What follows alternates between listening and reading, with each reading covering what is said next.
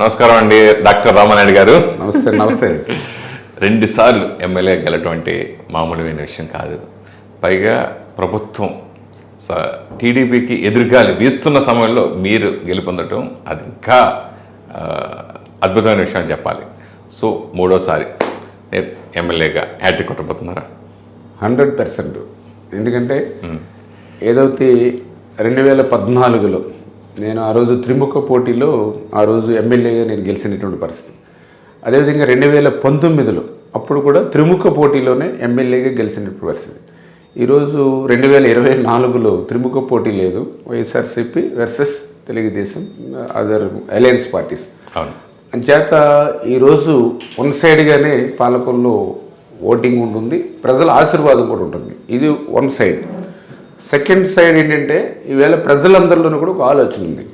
ఆ రోజు 2014-19 5 సంవత్సరాల కాలంలో ఫస్ట్ టైం ఎమ్మెల్యేగా ఏమాత్రం కూడా అంతకుముందు చంద్రబాబు నాయుడు గారు కానీ మంత్రులతో కానీ సెక్రటరియట్తో కానీ అసెంబ్లీతో కానీ ఏ విధమైనటువంటి పెద్దగా పరిచయాలు లేకపోయినప్పటికీ కూడా ఆంధ్రప్రదేశ్లోని అగ్రస్థానంలోకి ఆ రోజు మరి పాలకొల్లుని తీసుకొచ్చినటువంటి పరిస్థితి ఉంది.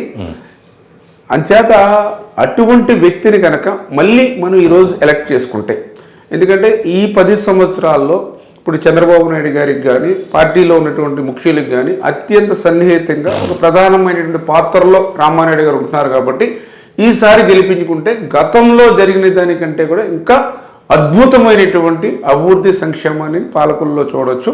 అంటే ఖచ్చితంగా మనం రామానాయుడు గారిని గెలిపించుకోవడం అని అంటే పాలకులని గెలిపించుకోవడమే అనేటువంటి ఆలోచన ఈవేళ ఓటర్స్లో నాకు అడుగునా కూడా కనిపిస్తున్నటువంటి పరిస్థితి. మొదటిసారి మీరు రాజకీయ రంగ ప్రవేశం చేసిన తర్వాత ఎమ్మెల్యేగా నిలబడి గెలిచారు. సో మీ పార్టీ అధికారంలోకి వచ్చింది. మీరు ఎన్నో కార్యక్రమాలు చేయడానికి అవకాశం ఉండి చాలా కార్యక్రమాలు చేశారు, కూడా చాలా అద్భుతంగా డెవలప్ చేశారు. అయితే 2వసారి మీరు గెలుపొందిన పార్టీ ఓడిపోయింది.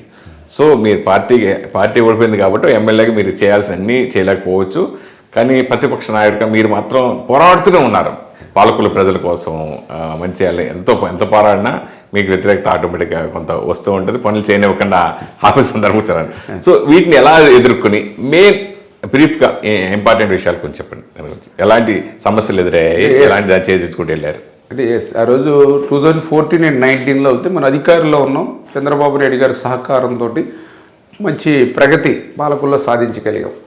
ఆ ప్రగతితోటే ప్రజల అభిమానాన్ని పొంది 2019లో ఫ్యాన్గా రాష్ట్రమంతా వీచినా కూడా పాలకుల్లో 18,000 ఓట్ల మేరతో గెలిచామనంటే 14-19లో ఆ ప్రజల యొక్క అభిమానాన్ని వాళ్ళు విశ్వాసాన్ని పొందడం.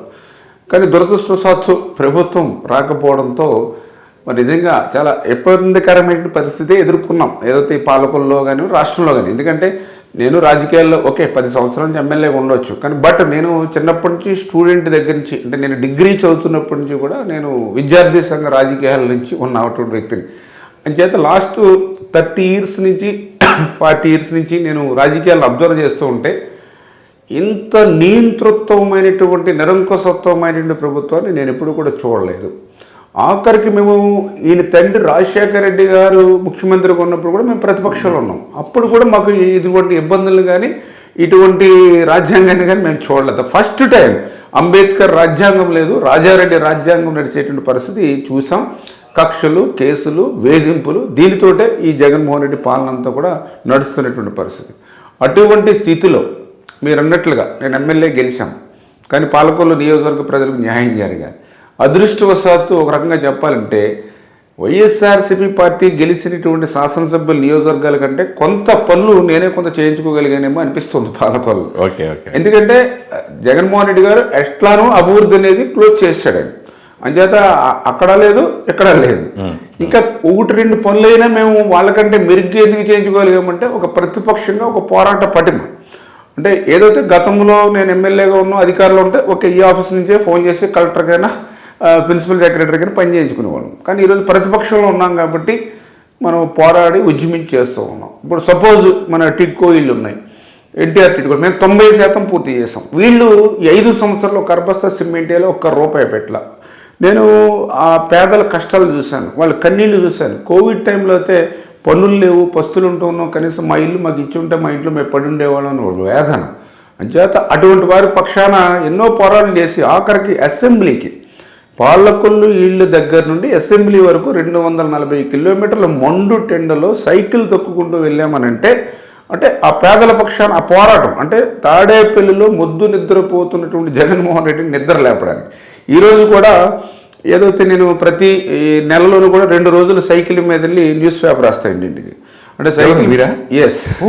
5 గంటలు లేచి ఏ న్యూస్ పేపర్ రాస్తారు? అంటే ఏదైనా అంటే స్పెసిఫిక్గా ఏమీ ఉండదు అక్కడ. జనరల్గా న్యూస్ పేపర్స్ అంటే మనకి ఇప్పుడు ప్రింట్లో పెద్దగా లేవుగా, ఒక 3-4 పేపర్లు ఉన్నాయి. అందులో ఎక్కువ సర్క్యులేషన్ ఏది ఉంటే ఆ సర్క్యులేషన్ ఎక్కువ ఉన్న పేపర్ వేస్తారు ఇంటింటికి.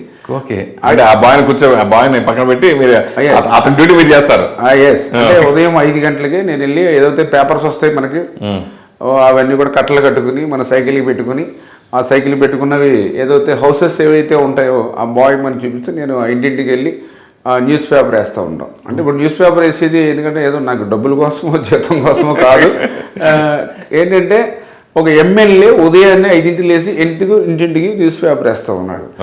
అంటే ఏదైతే ఆ టిట్కో ఇల్లు సబ్జెక్ట్ని లైవ్లో పెట్టాలి ఇప్పుడు. ఎందుకంటే దాన్ని నా సైకిల్ కూడా ఎదురు బోర్డు ఉంటుంది. 90% పూర్తయిన ఇల్లును మిగిలిన 10% పూర్తి చేయాలి అన్న మాట ప్రకారం. తాకట్టు కాదు, ఉచితంగానే ఇవ్వాలి. ఇక్కడ 640 ఇల్లు రద్దు కాదు, పూర్తి చేసి ఇవ్వాలి. నివాసయోగ్యం కాని స్థలాల్లో ఇళ్ల స్థలాల్లో కాదు, పట్టణ పరిధిలోని ఇవ్వాలి. అంటే ఆ డిమాండ్స్ కూడా ఉంటాయి మనకి. ఆ డిమాండ్స్తో నిరసన తెలియజేస్తూ ఇంటింటికి పేపర్ వేస్తూ అంటే ఒక ఎమ్మెల్యే ఎందుకు ఉదయాన్నే పేపర్ వేస్తున్నాడు అంటే ఓకే ఈ మహిళలు పేదలు బాధలు కష్టాలు ఆ తాడేపల్లిలో మొద్దు నిద్రపోతున్న జగన్ని నిద్ర లేపడం కోసం నేను 5ంటికే నిద్ర లేసి సైకిల్ మీద ఇంటింటికి తిరిగి పేపర్ వేస్తాం.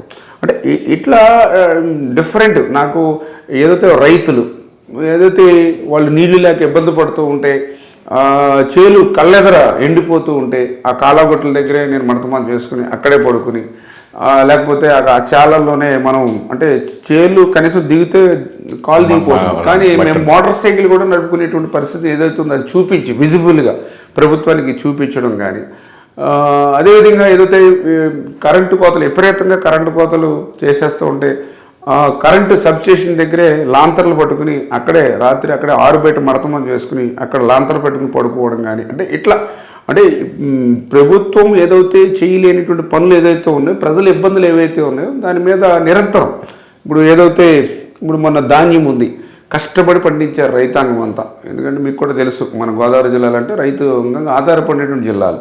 కష్టపడి మేము పంట పండిస్తే ఆ పండించినటువంటి పంట అమ్ముకోవాలంటే మేము 20,000 30,000 ఎదురు కట్టాలి వాళ్ళకి రైస్ మిల్కి. ఇటువంటి పరిస్థితి ఎప్పుడు చూడాల. ఎందుకంటే మేము ధాన్యం అమ్ముకుంటే డబ్బులు మాకు రావాలి కానీ మేము ఎదురు డబ్బులు కట్టాలి. రెండవది 75 కేజీలు బస్తా రైతు చరిత్రలో కానీ 10 కేజీలు అదనంగా తూచిస్తేనే కానీ వాళ్ళు దింపుకునే పరిస్థితి లేదు.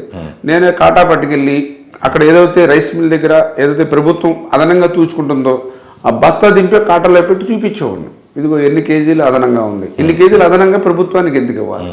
ఏమన్నా జగన్మోహన్ రెడ్డి ఏమన్నా ఒక ఆకుముడి వేసాడా, నాట్లు వేసాడా, గొట్లంకులు వేసాడా, తొరలు వేసాడా, కోత కోసాడా, కట్టేది కసాడా, నూర్పుడి చేశాడా? ఎందుకు అతను 10 కేజీలు మేము అదనంగా ఇవ్వాలి? అంటే ఇట్లా డిఫరెంట్ వేస్లో పని చేయడం. ఒక బరిల గ్రౌండ్ ఉంది పని చేయట్లా అవసరం 2 రోజులు 3 రోజులు అక్కడే నేను పడుకుని ఒక ఇన్స్పిరేషన్. అంటే ఇట్లా పనులు చేసుకోవడానికి ఇన్స్పిరేషన్ చేయడం వల్ల ఏమైందంటే అధికారులు ఎస్ రామానాయుడు గారి పని అడుగుతున్నాడు.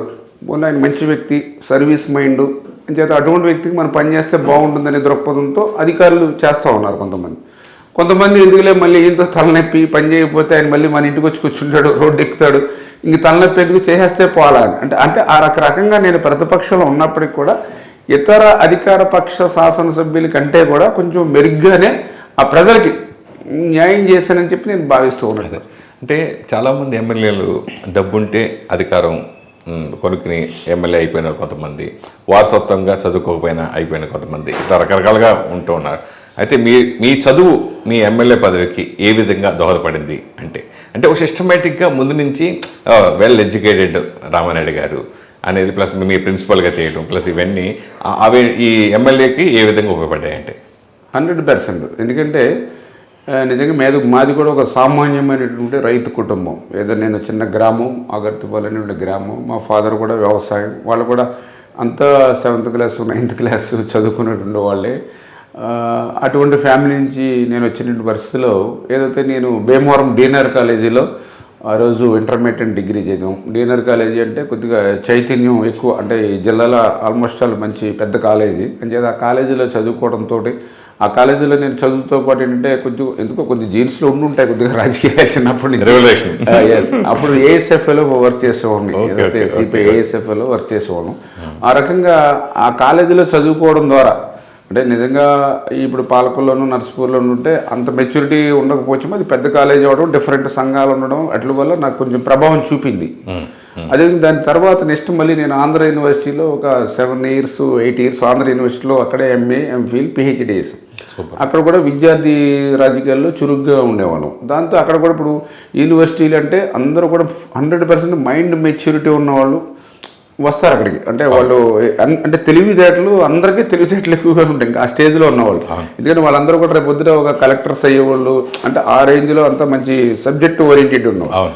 అటువంటి వాళ్ళ మధ్య రాజకీయాలు చేయడం అనేది చాలా కష్టమైన పని. 11th hour పాలిటిక్స్ అనేవారు. అంటే ఇప్పటి వరకు మనం గెలుస్తాం అనుకుంటే రాత్రి 11ంటికి 1 hourలో చేంజ్ చేసేసేవారు, గేమ్ చేంజ్. అంటే అట్లాంటి అనమాట. మార్నింగ్ 12 వరకు ఒక పోలింగ్ జరిగితే 1 hourలో 1 గంటకి చేంజ్ అయిపోయింది గేమ్. అంటే అట్లాంటి డిఫరెంట్, అంటే అట్లా డిఫరెంట్ ఏరియాస్లో మీరు చెప్పినట్లుగా అటు భీమవరంలో కాలేజీ చదువుతున్నప్పుడు ఉన్నటువంటి రాజకీయ నేపథ్యం కానీ, ఆంధ్ర యూనివర్సిటీలో నాకు రాజకీయ నేపథ్యం కానీ, దానితో పాటుగా నేను కాలేజీలో వైన్ కాలేజ్ నర్సపూర్లో ఒక 10 years నేను లెక్చరర్గా నేను పనిచేయడం జరిగింది. అప్పుడు కూడా ఏంటంటే ఏపీ ఆక్టాలో యాక్టివ్గా పనిచేసాం. అంటే అలాగే రైతు వేదిక అధ్యక్షుడిగా పనిచేసి రైతు సమస్యల మీద పోరాడడం. అంటే ఇట్లాగా నేను ఎక్కడున్నా కూడా నా చుట్టూ ఉండేటువంటి సమాజం తరపున కూడా నేను ఎప్పటికప్పుడు పోరాడుతూ ఉన్నటువంటి స్థితిలో ఏవైతేనో దానివల్ల ఏంటంటే నాకు ఒక పరిపక్వత, అంటే ఈరోజు ఏ సమస్య అయినా సరే దాని మూలాలో నాకు అనుభవించినటువంటి వ్యక్తిని, అంటే అది ఈజీ యాక్సెస్. అది నాకు ఇప్పుడు రాజకీయాల్లో చాలా ఉపయోగపడుతుంది. ఎవరు ఏ సమస్య తీసుకొచ్చినా, ఏ రంగంలోంచి సమస్య తీసుకొచ్చినా దాని మీద మనకి ఫుల్ ఫ్లెడ్జ్డ్ నాలెడ్జ్ ఉంది కాబట్టి దాని డిసిషన్స్ కరెక్ట్గా తీసుకోగలుగుతున్నాం. దానికి ప్లానింగ్ చేసి ఆ సమస్యను పరిష్కరించగలిగేటువంటి మెచ్యూరిటీ అనేది ఖచ్చితంగా మీరు చెప్పినటువంటి ఈ విద్యార్థి దశ నుంచి, లెక్చరర్ దశ నుంచి, ఏదైతే రైతు పోరాటాల నుంచి అన్ని కూడా నేను అలవర్చుకున్నా. అది నాకు చాలా లాభిస్తుంది ఇప్పుడు ప్రజెంట్. ఓకే. ముఖ్యంగా ఇందాక మనం మాట్లాడుకున్నట్టుగా పేదలకు ఇళ్ల విషయాల్లో అది పరిపూర్ణంగా జరిగినట్టే, కంప్లీట్ అయినట్టేనండి అది, లేకపోతే మీరు ఇప్పుడు గెలిచిన తర్వాత మీరు ఏం చేయాలనుకుంటున్నారు? ఏదైతే పేదలు మహిళలు సొంతింటి కళ నెరవేర్చాలని ఆ రోజు నేను 7,159 ఇళ్ళు శాంక్షన్ చేశాను మన పాలకొల్లు నియోజకవర్గంలో. అప్పుడు కూడా యాక్చువల్గా పాలకులకు లేవు ఇల్లు, అంటే అందరికీ ఇల్లు అని కేంద్ర ప్రభుత్వం పెట్టింది పథకం. అది అమృత్ పట్టణాలకి ఇచ్చింది. మాకు భీమవరం, తాడేపల్లిగూడెం, ఏలూరు అవి అమృత్ పట్టణం. మాకు అమృత్ పట్టణం లేదు. కానీ మాకు ఏదైతే ఇక్కడ 42 ఎకరాలు సుశాలమైనటువంటి స్థలం ఉంది. అది నేను కష్టపడి నేనే ఆ రోజు కలెక్టర్ గారు భాస్కర్ గారిని పట్టుకుని 2 సంవత్సరాలు కష్టపడి పూడికి చేశాను. అంచేత వెంటనే అప్పటికప్పుడు చంద్రబాబు నాయుడు గారి దగ్గరికి వెళ్ళి, అప్పుడు వెంకయ్య నాయుడు గారు పట్టణాభివృద్ధి శాఖ మంత్రి, వెంటనే ఆయన కూడా ఒప్పించి మనకి ఇల్లు శాంక్షన్ చేసాం.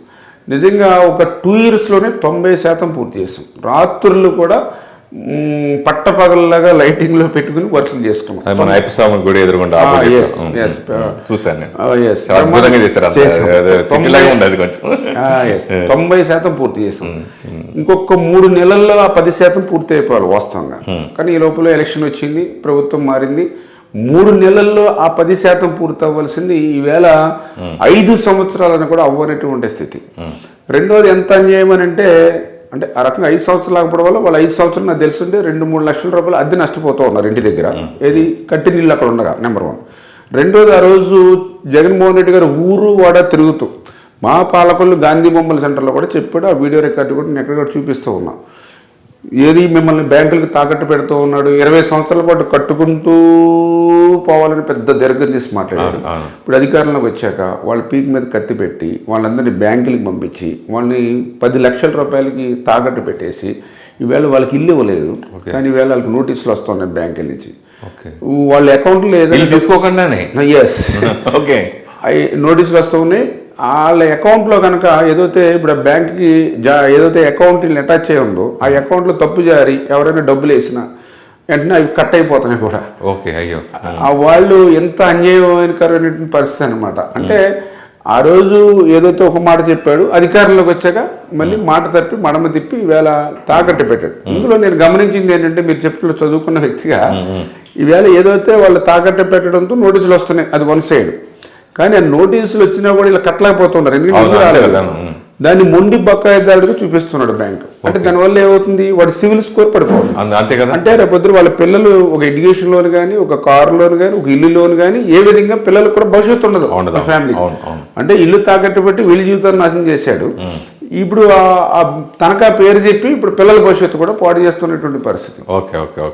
అందుచేత నేను కూడా అనుకున్నా, వాళ్ళకు కూడా ఒక ధైర్యం చెప్తూ ఉన్నా, వాళ్ళకు కూడా నేను గట్టిగా వాళ్ళ తరఫున పోరాడి ఒకటే చెప్పాం, ఇంక రాక్షస పాలన పోతూ ఉంది, ఆఖరి ఇంటి వాడు కూడా గృహప్రవేశం చేసేంత వరకు నేను బాధ్యత తీసుకుంటాను, అన్న మాట ప్రకారం ఉచితంగానే ఇస్తాము. వీటితో పాటుగా అక్కడ ఏదైతే ఫెసిలిటీస్, ఎందుకంటే ఇప్పుడు వాటర్ ప్రాబ్లం కానీ, ఎస్టీపీది కానీ, ఇంకా అక్కడ అంగన్వాడీ, స్కూల్స్, రైతు బజార్లు, ఏటీఎంలు, బ్యాంకులు, ఆసుపత్రి, అక్కడ ఏదైతే ఫుట్పాత్ బ్రిడ్జి, ఇవన్నీ కూడా రావాలి. ఇవన్నీ కూడా ఏర్పాటు చేసి ఖచ్చితంగా అది ఒక రామోజీ ఫిలిం సిటీ లేకపోతే ఒక సింగపూర్లో సిటీ మాదిరిగా చేసే బాధ్యత నాది అని చెప్పి అందరికీ కూడా ధైర్యం, భరోసా ఇస్తూ ఉన్నా. పాలకొల్లు ప్రజల జీవితంలో వెలుగులు నింపడానికి ఇప్పుడు ఫ్యూచర్లో ఇంకేం చేయబట్టారు అంటే జనరల్గా ఇప్పుడు పాలకొల్లు అని అంటే ఇది వ్యవసాయకంగా ఉన్నటువంటి కాన్స్టిట్యున్సీ మేజర్గా. అందుకే నేను జనరల్గా ఏదైతే అగ్రికల్చర్ సంబంధించి ఇప్పుడు రైతులకి వాళ్ళకి అవసరమైనటువంటి గిట్టుబాటు ధర ఏదైతే ఉందో అది నేను కల్పిస్తే కొంతవరకు వాళ్ళు కనీసం పెట్టుబడి ఏదైతే పెట్టారో దానికి న్యాయం చేయగలుగుతారు. అంచేత రైతాంగాన్ని కూడా కాపాడాలి. రెండు, ఆ రైతుకి సరైనటువంటి సౌకర్యాలు కూడా, ఎందుకంటే ఇప్పుడు ఎక్కడో పంట పండిస్తాడు, అక్కడికి ఎరువులు పట్టుకెళ్ళాలి, లేకపోతే పండిన పంట ఇంటికి తెచ్చుకోవాలి, సరైన రహదారులు లేవు, ఇంత లోతుల్లో కూడా బురదలో కూడా ముఖాల లోతుల్లో పాపం బస్తాలు మోసుకెళ్ళేటువంటి పరిస్థితి. ఒక యూరియా బస్తా పట్టుకెళ్ళాలండి, ఇప్పుడు ఆ యూరియా బస్తా కూడా మోసేవాళ్ళు లేడు, ఇప్పుడు దాన్ని 2 మూటల కింద కట్టి మోసుకెళ్తూ ఉన్నారు. గతంలో అంటే బస్తా అయినా మోసుకెళ్ళాడు. అంటే నేను అనేది ఏంటంటే ఇప్పుడు ఈవేళ కాన్స్టిట్యున్సీ హెడ్ క్వార్టర్స్కి మంచి బీటీ రోడ్స్, కాన్స్టిట్యున్సీ జిల్లాకి head quarters route 4 lanes 6 lanes, అందరికీ అన్నం పెట్టి అన్నదాతకి మనం ఎందుకు సౌకర్యాలు ఇవ్వకూడదు? అంటే ఇస్తే వాడు కూడా హ్యాపీగా వ్యవసాయం కూడా లాభసాటిగా ఉంటుంది అనే ఇంట్రెస్ట్ యూత్ కూడా కల్పించాలి. ఎందుకంటే నాకున్న పరిమితులు తక్కువ డెవలప్ చేయడానికి పాలకొల్లుకి అగ్రికల్చర్, అంచేత ఆ రకంగా ప్యాడీకి చేయాలనేది ఒకటి. రెండోది ఇక్కడ కోకోనట్ అంటే కొబ్బరి ఒకటి ఎక్కువ ఉంటుంది, దానికి కూడా మద్దతు ధర లేదు. గతంలో అయితే ఇటువంటి పరిస్థితి వస్తే నాఫెడ్ ద్వారా ఆ రోజు బాలయ్య గారు ఉన్నప్పుడు మనం కొబ్బరిని మద్దతు ధర కొనేవాళ్ళం. ఆ రకంగా మద్దతుని కొనుగోలు చేయడం. అదేవిధంగా నేను కూడా అంటే స్టేట్ లెవెల్లో కూడా చెప్తూ ఉన్నాం, అంటే కొబ్బరి అంటే ఏదో మన గుడుల దగ్గర కొట్టేటువంటి విధానం లేదా కొబ్బరి నూనె ఉపయోగించడం వల్ల దాని సేల్స్ పెరగదు. ఇంకా coconut oil, coconut milk, coconut powder, అంటే ఇట్లాంటి బై ప్రొడక్ట్స్ కూడా కొద్దిగా ఏదైనా మనం చేస్తాయి. అంటే ఇప్పుడు మలేషియా, ఇప్పుడు ఇటువంటి కంట్రీస్ అన్నీ కూడా వాళ్ళ ప్రధాన ఆదాయం కొబ్బరి మీద ఉంటుంది. కారణం ఏంటంటే వాళ్ళు ఇట్లా మల్టిపుల్గా ఆర్గనైజ్ చేస్తారు సబ్. అట్లా ఏదైనా మనం భవిష్యత్తులో మనం చేయాలి. అదేవిధంగా ఆక్వా, ఇక్కడ మాకంతా ఆక్వా ఎక్కువ బాగా, బట్ ఈ జగన్మోహన్ రెడ్డి వచ్చిన తర్వాత ఆక్వా కూడా మొత్తం కురంగా తీసేసాడు. ఇది కరెంట్ సబ్సిడీ రూపాయన్నరకి ఇస్తానని చెప్పి మొత్తం ఎత్తేసాడు. అంచేత ఇప్పుడు రైతులు 10,000 బిల్లు వచ్చేది కరెంటు బిల్లు 1 మీటర్కి, ఇవాళకి 50,000 వస్తుంది. ఇప్పుడు 10 మీటర్లు ఉంటాయి ఒక రైతుకి, 1 మీటర్ 10 మీటర్లు ఉంటాయి. ఇదివరకు 10 1,00,000 కట్టేవాడు, ఇప్పుడు 10,50 5 లక్షలు కట్టాలి. ₹1,00,000 ఎక్కడ, 5 లక్షలు ఎక్కడ, అది కూడా 1 month బిల్ అండి. అంటే ఈ రకంగా ఒక్క ప్రభుత్వం మోసానికి ఈరోజు అంత బలైపోతుంది. ఇది కాకుండా ఫీడ్, ఇది అంతా కూడా జే ట్యాక్స్ కట్టాలి. ప్రతి కేజీ ఫీడ్కి జే ట్యాక్స్ జగన్మోహన్ రెడ్డి గారు, దాంతో ఒక ₹30 ₹50 కేజీకి అదనం అయిపోతుంది రేటు. అదేవిధంగా రేటు కూడా అమాంతంగా పడిపోతుంది. ఏది ఆక్వాకు సంబంధించి రైల్ రేటు ఏంటంటే ఈయన కూడా జే ట్యాక్స్ కట్టాలి. అక్కడ ₹30 కడితే ఆ ₹30 మాకు రైతుకి మాకు కట్ చేసేస్తారు. అంటే ఇలాంటివన్నీ అరికట్టి ఆ ఆక్వా రైతు కూడా బాగుండేలాగా, ఎందుకంటే మాకున్నటువంటి పరిమితుల్లో వరి రైతు, కొబ్బరి, ఆక్వా రైతాంగం. దీంతో పాటుగా ఇంకా ఏదంటే కొద్దిగా ఎడ్యుకేషన్ ఇన్స్టిట్యూషన్స్, ఏదైనా చిన్న చిన్న కుటీర పరిశ్రమలు వీటిని తీసుకొస్తూ మేజర్గా ఇంకోటి ఆలోచన నాకు ఏంటంటే టూరిజం. ఎందుకంటే ఇప్పుడు మాకు పాలకొల్లుకి సంబంధించి 20 కిలోమీటర్లు గోదావరి తీరం ఉంది, 20 కిలోమీటర్స్ ఉంది మాకు. అంచేత ఆ గోదావరి అందాలని, సహజ సిద్ధమైనటువంటి అందాలు, ఎటువంటి పొల్యూషన్ లేని, ఇప్పుడు ఇదివరకు మన చిన్నప్పుడు అయితే ఊటీ, కొడైకెనాల్ లేకపోతే బెంగళూరు పోయేవాళ్ళం ఏదైనా సరదా, కానీ ఇప్పుడు కూడా అక్కడ పొల్యూషన్ వస్తుంది. కానీ మనకి గోదావరి ఏదైతే ఉంది ఇది సహజ సిద్ధమైనటువంటి అందాలు, ఎటువంటి పొల్యూషన్ లేనటువంటి అందాలు. కాబట్టి ఏదైనా ఆ గోదావరి ప్రాంతాన్ని ఉపయోగించుకుని ఈ రిసార్ట్స్ ఇవన్నీ కూడా బాగా డెవలప్ చేసి ఏదైతే ఆ బోటు టూరిజంని ఇవన్నీ కూడా స్ట్రెంగ్తన్ చేసి దాన్ని టెంపుల్ టూరిజం కూడా మిక్సింగ్ చేసి ఇప్పుడు మా పాలకొల్లు క్షీరారామలింగేశ్వర స్వామి ఆలయం ఉంది. ఇది పంచారామాల్లో ఒకటి ప్రసిద్ధి చెందిన ఆలయం. అదేవిధంగా ఇక్కడ పెనుగొండలో ఒక అమ్మవారిది ఉన్న మంచి ఆలయం, అతిపెద్ద ఆలయం ఉంది. అదేవిధంగా ఇక్కడ ఏదైతే మన అంతర్వేది దగ్గర అక్కడ ఒక నరసింహస్వామి ఆలయం ఉంది. అంటే వీటిలన్నింటినీ కూడా మనం మిక్సింగ్ చేసి కలపడం ద్వారా అటు టెంపుల్ టూరిజం, అటు ఏదైతే మన గోదావరి డెవలప్ చేసిన టూరిజం డెవలప్ చేస్తే కొంత మనకి ఏంటంటే కొంత యూత్కి ఏదో ఒకటి పని దొరుకుతుంది. అదే విధంగా ఇక్కడ హోటల్స్ పెరుగుతాయి, అన్ని రకాలుగా ప్రజల జీవన విధానం పెరుగుతుంది. అంటే ఆ రకంగా ఒక ఫ్యూచర్లో ఒక ప్లాన్ ఇవన్నీ కూడా ఉన్నాయి. అంటే ఆ రకంగా ఏముంది, ఇప్పుడు సినీ ఇండస్ట్రీ కానీ ఇవి కానీ ఇప్పుడు షూటింగ్ పర్పస్ కూడా ఇప్పుడు రాజమండ్రి ఉంది. ఇప్పుడు రాష్ట్రం విడిపోయిన దశలో ఎప్పటికప్పుడు హైదరాబాద్ నుంచి బయటికి రావాల్సిందే. అలా వచ్చేటప్పుడు మనకున్న ఆప్షన్స్ అటు విశాఖపట్నం, అదేవిధంగా ఇటు గోదావరి ప్రాంతం ఇటు ఉన్నంతలో కొంత మనం చేయగలిగితే కొంచెం ఫ్యూచర్లో మన ప్రాంతానికి కూడా లబ్ధి చేకూరుతుంది. అందుకే ఇప్పుడు ఇక్కడ కళాక్షేత్రం ఉంది. ఇప్పుడు ఇదివరకు ఓపెన్ ఎయిర్ థియేటర్ ఉండేది. ఎందుకంటే పాలకొల్లు కూడా కళలకి కళాకారులకి పుట్టినిల్లు.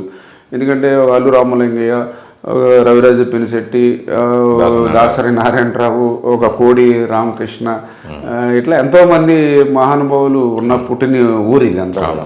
అంచేత ఏంటంటే ఒక మంచి కళాక్షేత్రాన్ని బొండాడు వెంకట గొప్పతో కళాక్షేత్రాన్ని పెట్టుకుని ఒక నంది నాటకాలు లాంటివి ఇక్కడ తీసుకొచ్చి అంటే ఇట్లా స్టేట్ లెవెల్లో జరిగేటువంటి ఈవెంట్స్ని కూడా మనం పాలకొల్లో చేసి పాలకొల్ని ప్రమోట్ చేస్తే తద్వారా పాలకొల్లు ప్రజలకు కూడా మరింత లబ్ధి చేకూరుతుంది అనేది నా ప్లాన్. ఫ్యూచర్లో ఒక్కొక్కటి అమలు చేయాలని. అంటే ఇంత ప్రతిపక్షంలో ఉండగా ఇది ఉన్నా కానీ నిమ్మల రామానాయుడు ప్రజల మనిషి, నా మనిషి అని అందరూ ఓన్ చేసుకోవడం అనేది చాలా మిరాకిల్ అండి. ఎవ్వరు అసలు ఎక్కడన్నా ఓ పాలకొల్లు భీమవరం ఉన్నా లేదా ఇంకో ఊర్లో ఉన్నా ఏ ఊరికి చెప్పినా కానీ ఎవరు పోటీ చేస్తారు, అక్కడ వైసీపీ రావచ్చేమో ఈసారి, లేదా ఇక్కడ ఈ పార్టీ రావచ్చు, అక్కడ ఎమ్మెల్యే ఎవరు, ఇక్కడ పేరు చెప్పగానే లేదు రామానాయుడు ఫిక్స్. అలా ఎలా సాధ్యమైంది మీకు ఒక్కరికి? అంటే అది నాది నిరంతరమైన శ్రమ. నేను కూడా నా కుటుంబం అంటే నేను, నా భార్య, నా 2 పిల్లల కుటుంబంగా ఎప్పుడు చూడడం. నియోజకవర్గం 2 లక్షల మంది ప్రజలు కూడా నా కుటుంబం కింద నేను భావిస్తూ ఉంటాను. ఏ రాత్రి అయినా సరే, ఏ అపరాత్రి అయినా సరే, ఏ ఫోన్ కాల్ చేసినా స్పందించి వాళ్ళ సమస్యను పరిష్కరిస్తాం. ఇప్పుడు ఉదాహరణకి కోవిడ్ వచ్చింది. కోవిడ్ టైంలో ఏంటి, భార్య భర్తలకే సంబంధాలు తెగిపోయినటువంటి పరిస్థితి. అంటే నేను కూడా చూశాను కోవిడ్ టైంలో చాలామంది పేషెంట్స్ని నేను 24/7 పెట్టుకుని అన్ని హాస్పిటల్స్లోనూ నాకున్న ఇన్ఫ్లుయెన్స్ను ఉపయోగించి రోజుకి 30-40 మంది డిఫరెంట్ హాస్పిటల్ నేను చేర్చి మళ్ళీ వాళ్ళ బాగోగులు ఎప్పటికప్పుడు చూసుకుంటూ ఉన్నాడు. ఎందుకంటే అప్పుడు ఆక్సిజన్ ఉండేది కాదు, బెడ్స్ దొరికేది కాదు, రెమ్డెసివిర్ ఇంజక్షన్లు దొరికేవి కాదు, ఇంత ఎఫెక్టివ్ ఉండేది. ఆ టైంలో ఆ కోవిడ్ పేషెంట్ల దగ్గరికి నేను వెళ్ళేవాడిని, కోవిడ్ హాస్పిటల్కి నేను వెళ్ళేవాడిని. కోవిడ్ హాస్పిటల్ కూడా ఎటువంటి టైంలో ఒకసారి నాకు రాత్రి 11ంటికి ఫోన్ చేసి ఈసారి కరెంటు పోయింది, జనరేటర్ పనిచేయట్లేదని పాపం హాస్పిటల్లో కోవిడ్ పేషెంట్స్ ఉన్న బంధువులు బయట ఉన్న వాళ్ళు ఫోన్ చేస్తే వెంటనే 11ంటికి, అంటే వర్షం పడింది, గాలి వచ్చిపోయి వెంటనే అప్పటికప్పుడు నేను గవర్నమెంట్ హాస్పిటల్, ఏంటది కోవిడ్ హాస్పిటల్, అక్కడికి వెళ్ళి మళ్ళీ డీజిల్ తెప్పించి జనరేటర్ ఆన్ చేసి ఇప్పుడు 12:30కి వచ్చాం. ఒక క్వారంటైన్ ఏదైతే కేంద్రం నడిపేవారు ఆ కోవిడ్ పేషెంట్స్కి, వాళ్ళ నుంచి ఫోన్ చేసేవారు, సార్ అసలు వాటరు ఇవ్వట్లేదు సరిగ్గా, ఫుడ్ పెడతా ఉన్నారు, ఎవరో దాతలు ఇచ్చిన ఫుడ్ అది తినలేకపోతున్నాం, వాసన వస్తుందని. నేను ఇక్కడి నుంచి కలెక్టర్ గారు ఫోన్ చేస్తే స్పందించడు. అందుకని నేను క్వారంటైన్ కేంద్రానికి వెళ్ళేవాడు. నాకు సీఏలు అందరూ అడ్డుపడేవారు, వెళ్తాకి వెళ్ళలేదని పోలీస్ డిపార్ట్మెంట్. ఏమో నేను పబ్లిక్ రిప్రజెంటేటివ్, పబ్లిక్ సర్వెంట్ని. నేను డిఎల్ తీసుకుని జీతాలు తీసుకునేది ఇంట్లో కూర్చోడానికి కాదు, ఏసీ రూమ్లో కూర్చోడానికి కాదు. నా ప్రజలు కష్టాలు ఉన్నప్పుడు వెళ్తాను. మీరు ఎవరు అప్పుడు కోవిడ్ సార్ వెళ్ళకూడదు, మీకు అనవసరం అని చెప్పి వెళ్ళి అక్కడ అవన్నీ వీడియో తీసి రైస్ కానీ ఇవి కానీ తీసి ఎంఓరోని పిలిచి టేస్ట్ చూడమని చెప్పి కలెక్టర్ చెప్పి మళ్ళీ వాళ్ళని మార్పించి, అంటే ఎందుకంటే కోవిడ్ పేషెంట్ బలమైన ఆహారం.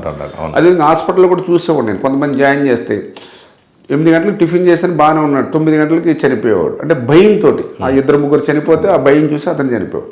దాంతో నేను పాజిటివ్ పేషెంట్స్ దగ్గరికి 4800 పేషెంట్లు అఫీషియల్గా మా పాలకొల్లో ఉంటే అందరి ఇంట్లోకి వెళ్ళి నేను పలకరించాను. వాళ్ళకి విలువైనటువంటి సరుకులు, బలమైన ఆహారం ఇచ్చి ధైర్యం చెప్పాను వాళ్ళకి. ఇప్పుడు నేను ఒకసారి దొడ్డుపట్టులు వెళ్తే ఒక ఆయన కళ్ళంతా నీళ్లు పెట్టుకుని నా బంధువులు కూడా నన్ను చూడడానికి రాలేదు. నా ఇంటి వెనకాల వాడు కూడా కిటికీ తలుపులు కూడా తీసేవాడు కాదు, ఎందుకంటే కోవిడ్ నా ద్వారా గాలి వచ్చేస్తుందేమని. కానీ మీరు వచ్చి నన్ను పలకరించారు అని ఒక ధైర్యం అతనికి ఇవ్వగలిగాం. దానికోసం మరి నేను చేసిన త్యాగం ఏంటి, 50 రోజులు. ఇప్పుడు నేను ఇక్కడ ఆఫీస్, నేను చాలా చిన్నవాడు, ఇప్పుడు మా గదిలో మాట్లాడుతాం, ఇదే నా ఆఫీస్, దీనిపైనే నేను ఉంటా. అది కూడా మాది కూడా ఇలా గదుల్లాగానే ఒక ట్రైన్ లైన్ మాదిరిగానే ఉందిగా మా ఇల్లు. ట్రైన్ ఇప్పుడు నన్ను కూడా ఒక్కొక్కళ్ళు అంటూ ఉంటారు ఎక్కడి నుంచి వచ్చిన వాళ్ళు, ఎమ్మెల్యే గారు అంటే పెద్ద పెద్ద సంస్థానాల కింద పెద్ద పెద్ద ఉంటాయి, మీదే సార్ ఇలా గదులు పెట్టెల కింద ఉన్నాయి ఏంటి అంటే పైకి మా మిసెస్ దగ్గరికి వాళ్ళకి వచ్చినప్పుడు అది సింపుల్. కానీ ఆ రోజు నేను వేరే పైన ఒక రూమ్ ఉంటే సెపరేట్గా 50 రోజులు సెపరేట్గా ఉన్నా కోవిడ్. ఎందుకంటే నేను కోవిడ్ పేషెంట్ల ఇంటికి వెళ్తాను, కోవిడ్ హాస్పిటల్కి వెళ్తా ఉన్నాను.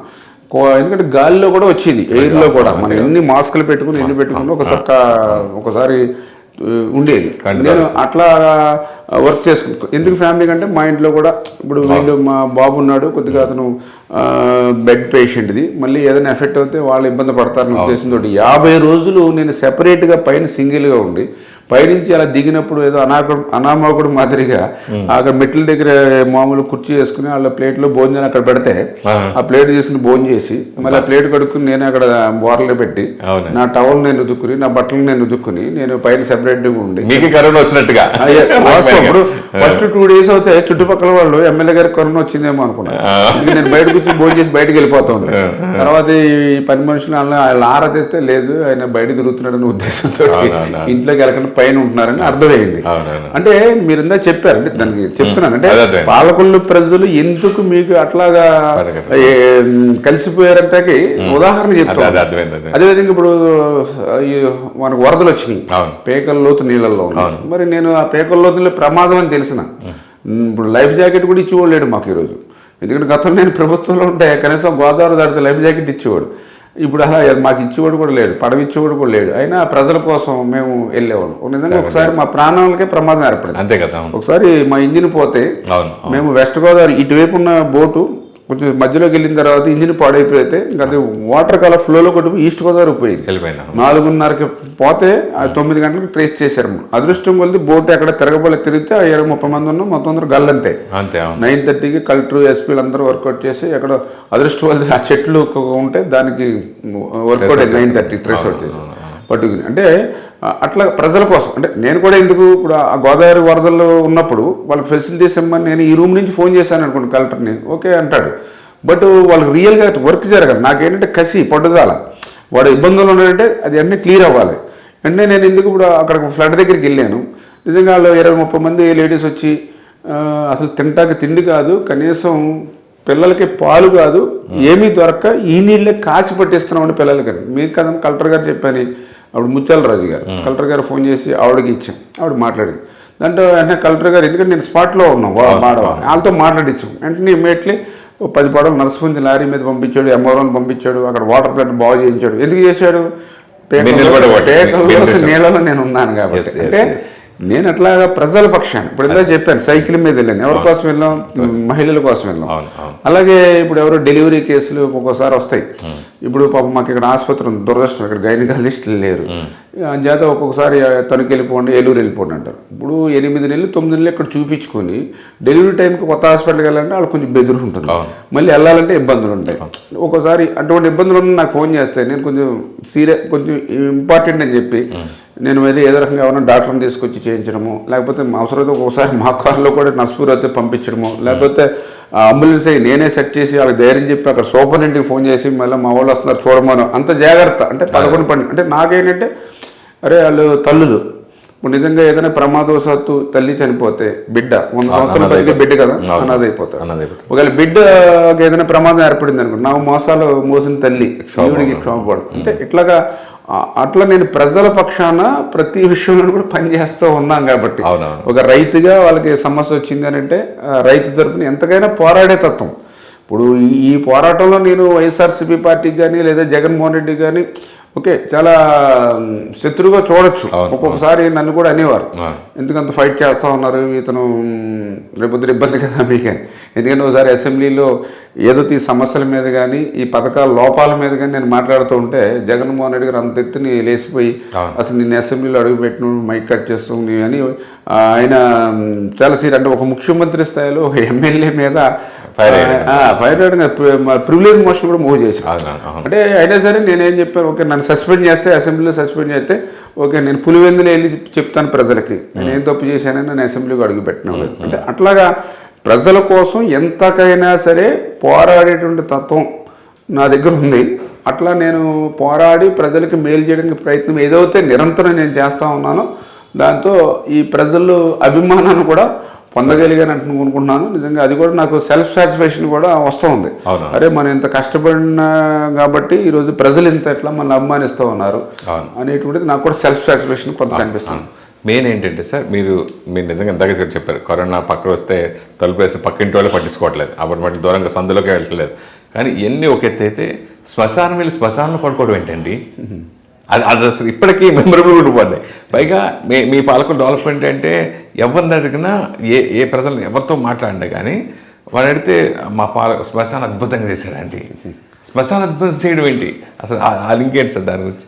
అదేలేండి, ఏం లేదు, మనం ఏంటంటే ప్రతి వ్యక్తి కూడా ఆఖరి మజిలీ అనేది శ్మశానం ఉంది. నేను కూడా గతంలో మనం ఎవరైనా చనిపోయినప్పుడు ఆ శ్మశానానికి వెళ్తూ ఉండేవాళ్ళం. శ్మశానానికి వెళ్తే కింద అంతా కూడా పక్కనే డంపింగ్ యార్డ్లో వచ్చేటువంటి కుళ్ళు నీరు అంతా కూడా రోడ్డు మీద ఉండేది, ఎందుకంటే రోడ్డు పల్లం కాబట్టి. ఆ నీళ్ళలోంచి ఫ్యాంట్ మడతెట్టుకుని ఆ కుళ్ళు నీళ్ళలో నడిచి వెళ్ళేవాళ్ళం. ఆ వాసనకి ఇంకా మనం భరించలేక ముక్కు మూసుకుంటేనేమో ఊపిరాడదు, ముక్కు మూసుకోకపోతేనేమో దుర్గంధాన్ని భరించలేం. అక్కడ కూడా ఇంకా ఎప్పుడు అయిపోతుందో ఎప్పుడు వెళ్ళిపోతుందో అనే పరిస్థితులు అంత దారుణంగా ఉండేది. ఆ రోజుల్లో నేను అనుకునేవాడిని, అరే ఇంతమంది ప్రజాప్రతినిధులు ఉంటారు, ఎందుకు ఇలాంటి వాటిని పట్టించుకోరు అనిపించింది నాకు. మరి నేను ఎమ్మెల్యే అయిన తర్వాత ఇప్పుడు నేను అనుకున్నటువంటిది ఏదైతే ఉందో దాన్ని చేయాలి కదా. అందుకనే ఆ సంకల్పంతో మేము ఏదైతే దాని గ్రాంట్స్ అని కూడా రప్పించాం. తర్వాత వర్కులు కూడా ఎవరు చేయడానికి ముందుకు రాకపోతే రిక్వెస్ట్ చేసి కొంతమంది కాంట్రాక్టులు కూడా, ఎందుకంటే బర్రెల్ గ్రౌండ్లో వర్క్ అంటే వర్కర్స్ రారు, మళ్ళీ వీళ్ళు కూడా సెంటిమెంట్, ఎందుకంటే బర్రెల్ గ్రౌండ్లోకి అడుగు పెడితే మళ్ళీ ఇంటికి వెళ్ళి స్నానం చేయాలి, ఏ శుభ కార్యక్రమానికి వెళ్తాకలేదు అనేటువంటి పరిస్థితి. అంచేత నేను మళ్ళీ రిక్వెస్ట్ చేశాను. కానీ లేబర్ కూడా వచ్చేవారు కాదు. ఒకసారి అయితే ఒక బోర్ ఇలా తిప్పుతూ ఉంటే కొద్దిగా ఏదో పేగులు ఏదో వచ్చి స్మెల్ ఏదో బయటకు వస్తే ఇంకా వాంతులే కొద్దిగా ఫీవర్ వచ్చింది. ఇంకా ఫీవర్ వస్తే ఇంకా ఆడికి దయ్యం పట్టింది ఇది అని చెప్పి మొత్తం దాన్ని ప్రచారం చేసి మొత్తం ఉన్నవాళ్ళు కూడా రావడం మానేశారు. దాంతో నేనేంటంటే అక్కడే బర్రెల్ గ్రౌండ్లోనే అక్కడే ఒక 3 రోజులు అక్కడే ఉండి అక్కడే భోజనం చేసి అక్కడే టిఫిన్ చేసి అక్కడే స్నానం చేసి ఒక్కడే సింగిల్గా మా గన్మెన్ కూడా లేకుండా సింగిల్గా ఉన్నాం. అంటే ఒక మెసేజ్, అరే ఎమ్మెల్యే గారు మనకి ఇంత కష్టపడి ఆయనే అక్కడ పడుకుని అక్కడే తిని అక్కడే ఉంటే మనం ఎందుకు పని చేయకూడదు, ఆయన ఎందుకు ఉన్నాడు అక్కడ ఈ శ్మశానాన్ని బాగు చేయాలని, ఆయన అంతా ఎమ్మెల్యే స్థాయిలో ఉండి అక్కడ ఉన్నప్పుడు నేను ఎందుకు చేయకూడదని ఒక ఇన్స్పిరేషను ఈ యొక్క ఎవరైతే వర్కర్స్లో నేను కల్పించగలిగాను. అదేవిధంగా ఆయనకి ఏం కాలేదు. నన్ను కూడా అడిగారు చాలామంది మీకులాగా మీడియా మిత్రులు, ఏంటి సార్ నాకు దోమలో భయం తప్ప దెయ్యం భయం అది లేదు అక్కడ. నాకు 3 రోజుల్లో మీ ధైర్యానికి యాడ్సప్ అండి. అక్కడ దెయ్యాలు ఉంటాయంటారు, భూతాలు ఉంటాయంటారు, మరి మీరు ఎక్కడ ఉన్నారన్నాడు. నాకు దెయ్యాలు భూతాలు భయం అవుతే నాకు కనపడలేదు 3 రోజులు, ఒక దోమల భయం అవుతుంది మాత్రం కనపడింది. అందుకే 2వ రోజు నెట్ పెట్టుకుని పడుకున్నానని చెప్పాను, తెర పెట్టుకున్నానని చెప్పాను. గుర్తురాలేదు నా క్షణాలు, మీకు అసలు భయం అనిపించలేదు అసలు నిజంగా?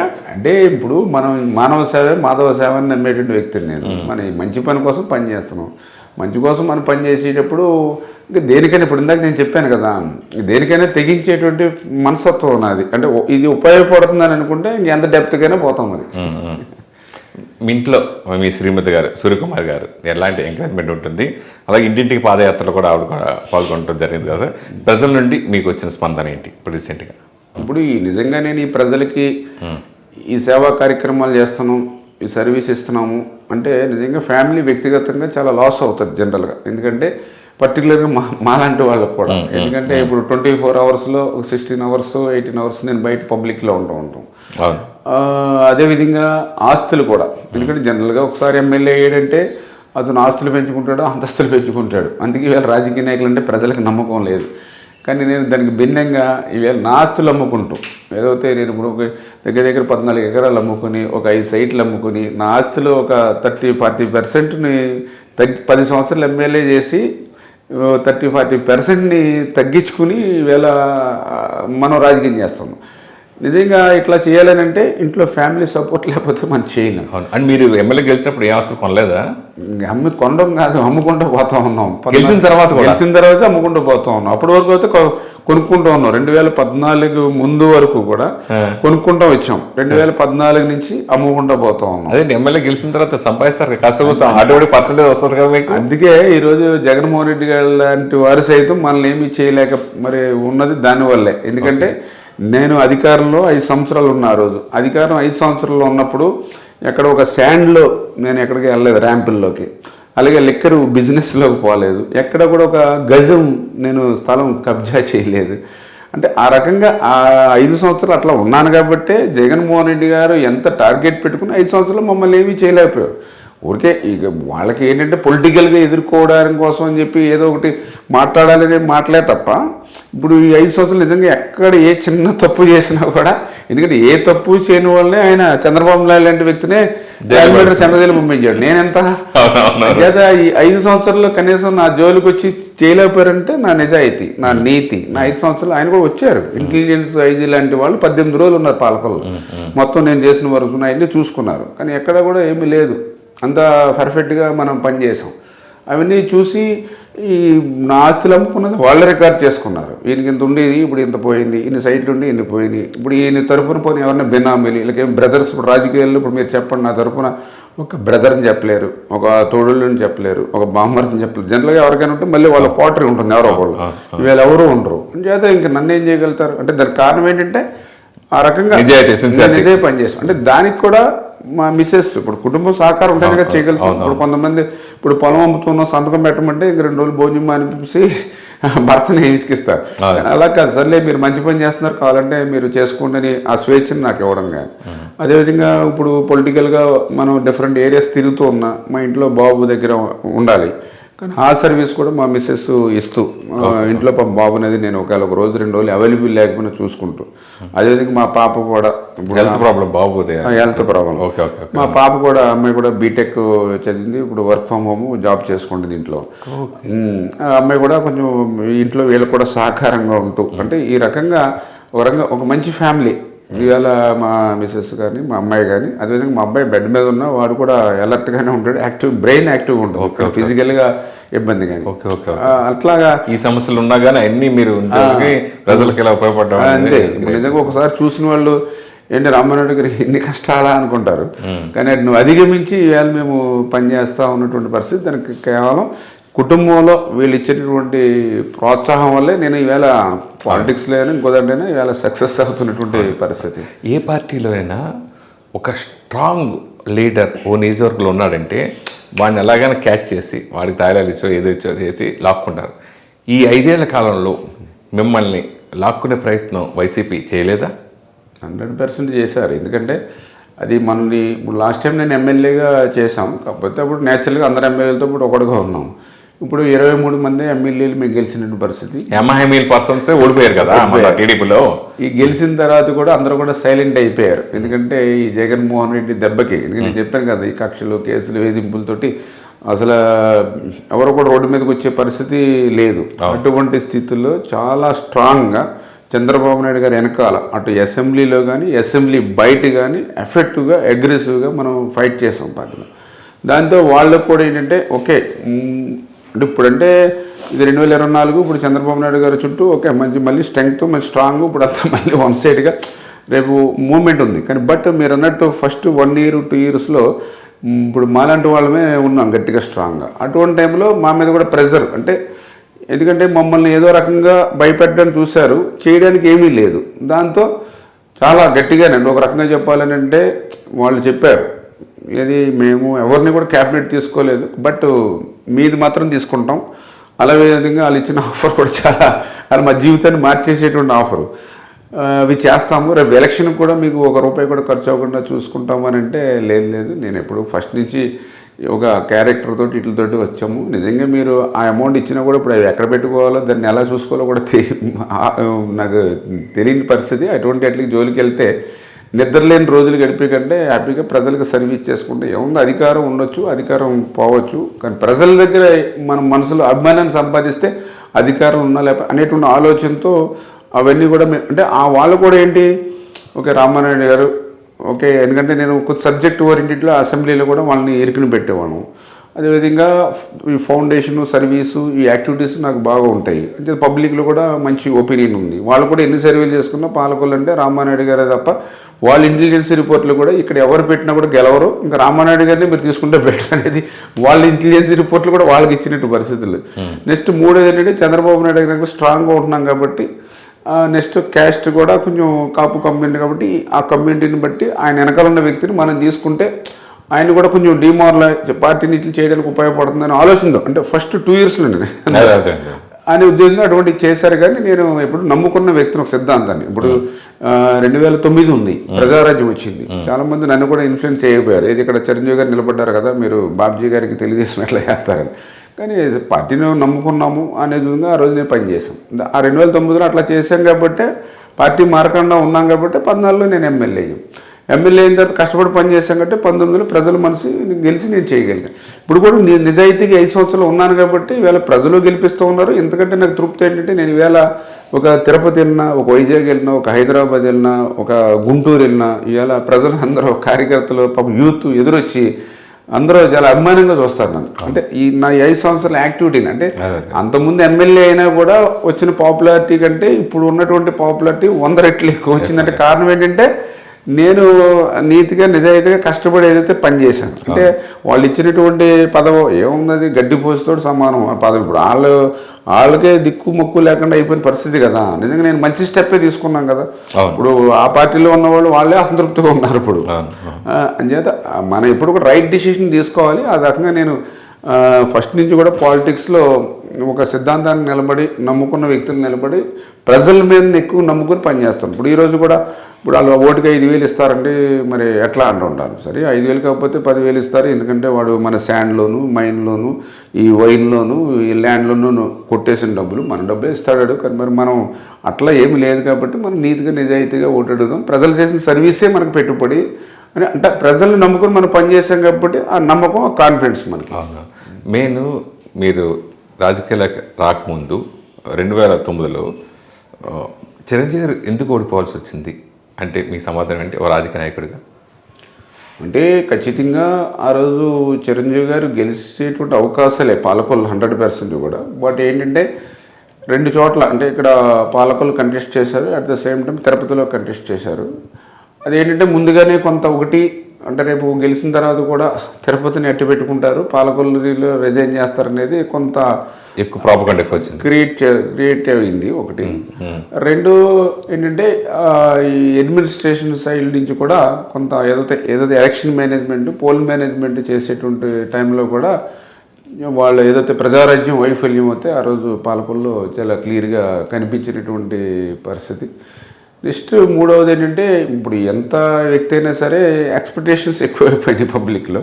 చిరంజీవి గారి మీద కూడా ఈయన ఏదో సీఎం కానీ పెద్ద వ్యక్తి కాబట్టి ఈయన ఏదో ఎక్కువ ఇస్తాడేమో అని ప్రజలు ఎక్కువ ఎక్స్పెక్టేషన్ ఇచ్చారు. కానీ ఆ ఎక్స్పెక్టేషన్ కూడా వీళ్ళు అందులో 50% ఫుల్ఫిల్ చేయలేకపోయారు.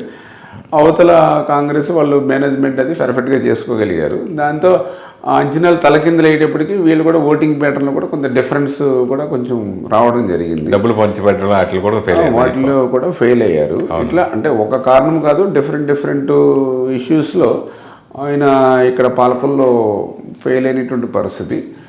కొంత అంటే ఈ లోకల్ ఇట్లా మన సర్వీసు ఇవి కూడా కొంచెం చూస్తూ ఉంటారు. ఇట్లా ఈ విషయాల మీద తప్ప పాపం ఖచ్చితంగా ఇవన్నీ కరెక్ట్ చేసుకుని ఉంటే మంచి మెజార్టీతోటే పాపం గెలిచి ఉండేవారు చిరంజీవి గారు ఇక్కడ. ఆయన తప్పు లేకపోయినప్పటికీ కూడా ఆ అడ్మినిస్ట్రేషన్లో కానీ ఆ ప్రజల ఆలోచనలో కానీ కొంత మనం క్యాచింగ్లో ఆ మేనేజ్మెంట్లో చేసుకోకపోవడం వల్లే కొంచెం ఆ రోజు వైఫల్యం కొట్టొచ్చినట్టు కనపడింది. అది ఆల్రెడీ రిజల్ట్ అప్పుడే కాదు, ఎలక్షన్ జరగడానికి ఒక వారం రోజుల ముందు నుంచి ఎలక్షన్ జరుగుతున్నప్పటికే కొంచెం అనిపించినా కూడా జాగ్రత్తలు కూడా తీసుకోలేకపోయారు. అంటే ఏది ఇక్కడ చిరంజీవి గారికి టైట్గా ఉంది, ఇక్కడ ఇబ్బంది వస్తుంది సీటు అనే పరిస్థితి ఉన్నప్పటికీ కూడా దాన్ని కౌంటర్ చేసుకుని దాన్ని కరెక్ట్ చేసుకునే విధానం కూడా లేకపోవడంతో కొంచెం ఆయన ఆ అడ్మిషన్లో ఇంట్లో అన్నింటిలో ప్రధాన భూమిక పోషించింది చేగుంటారు రామజోగి గారు. ఇప్పుడు ఆయన లేఖాస్త్రాలే ఒక వైరల్. అసలు ఆయన ఈ లెటర్ వచ్చిందంటే ఇప్పుడు అంత హాట్ టాపిక్ మొత్తం ఎక్కడ చూసినా.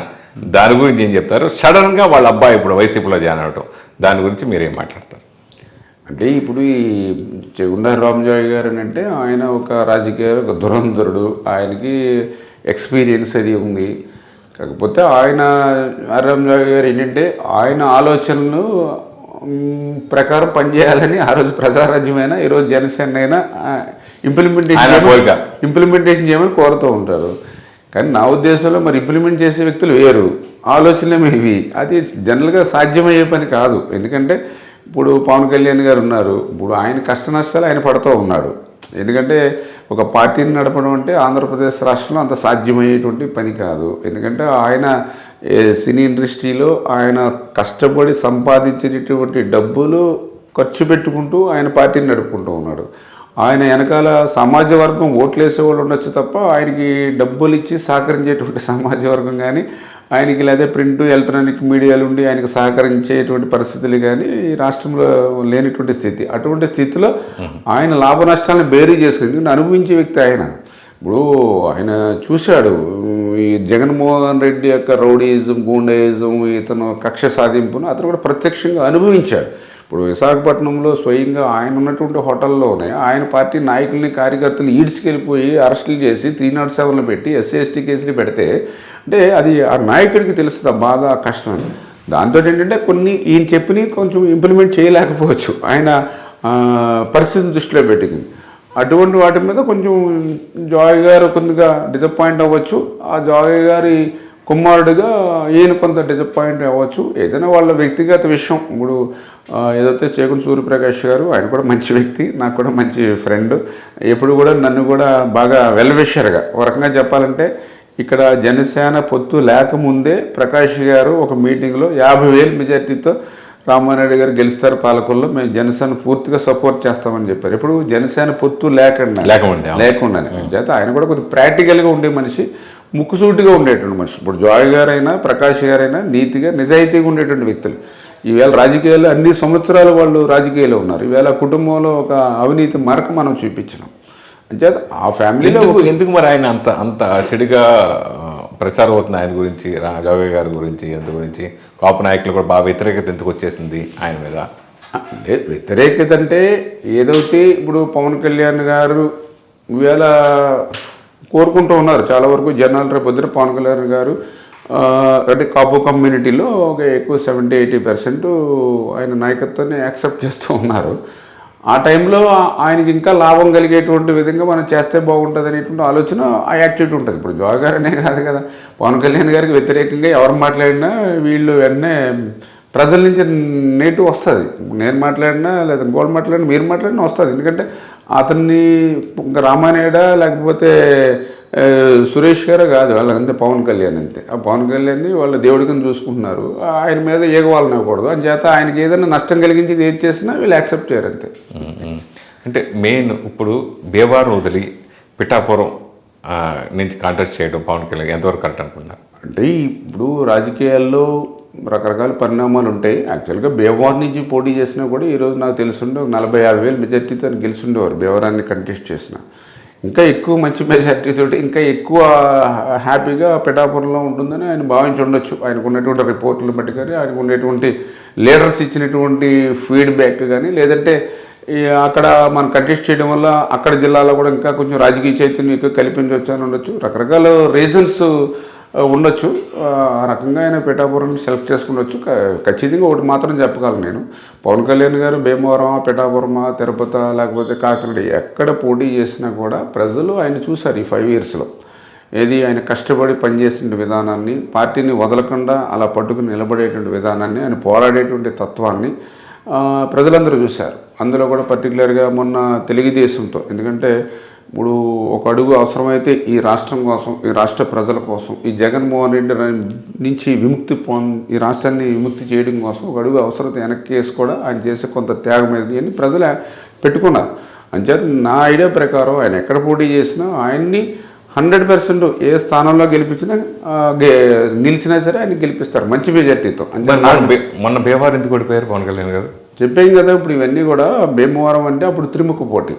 ఏదైతే అప్పుడు వైఎస్ఆర్సీపీ, తెలుగుదేశం, జనసేన.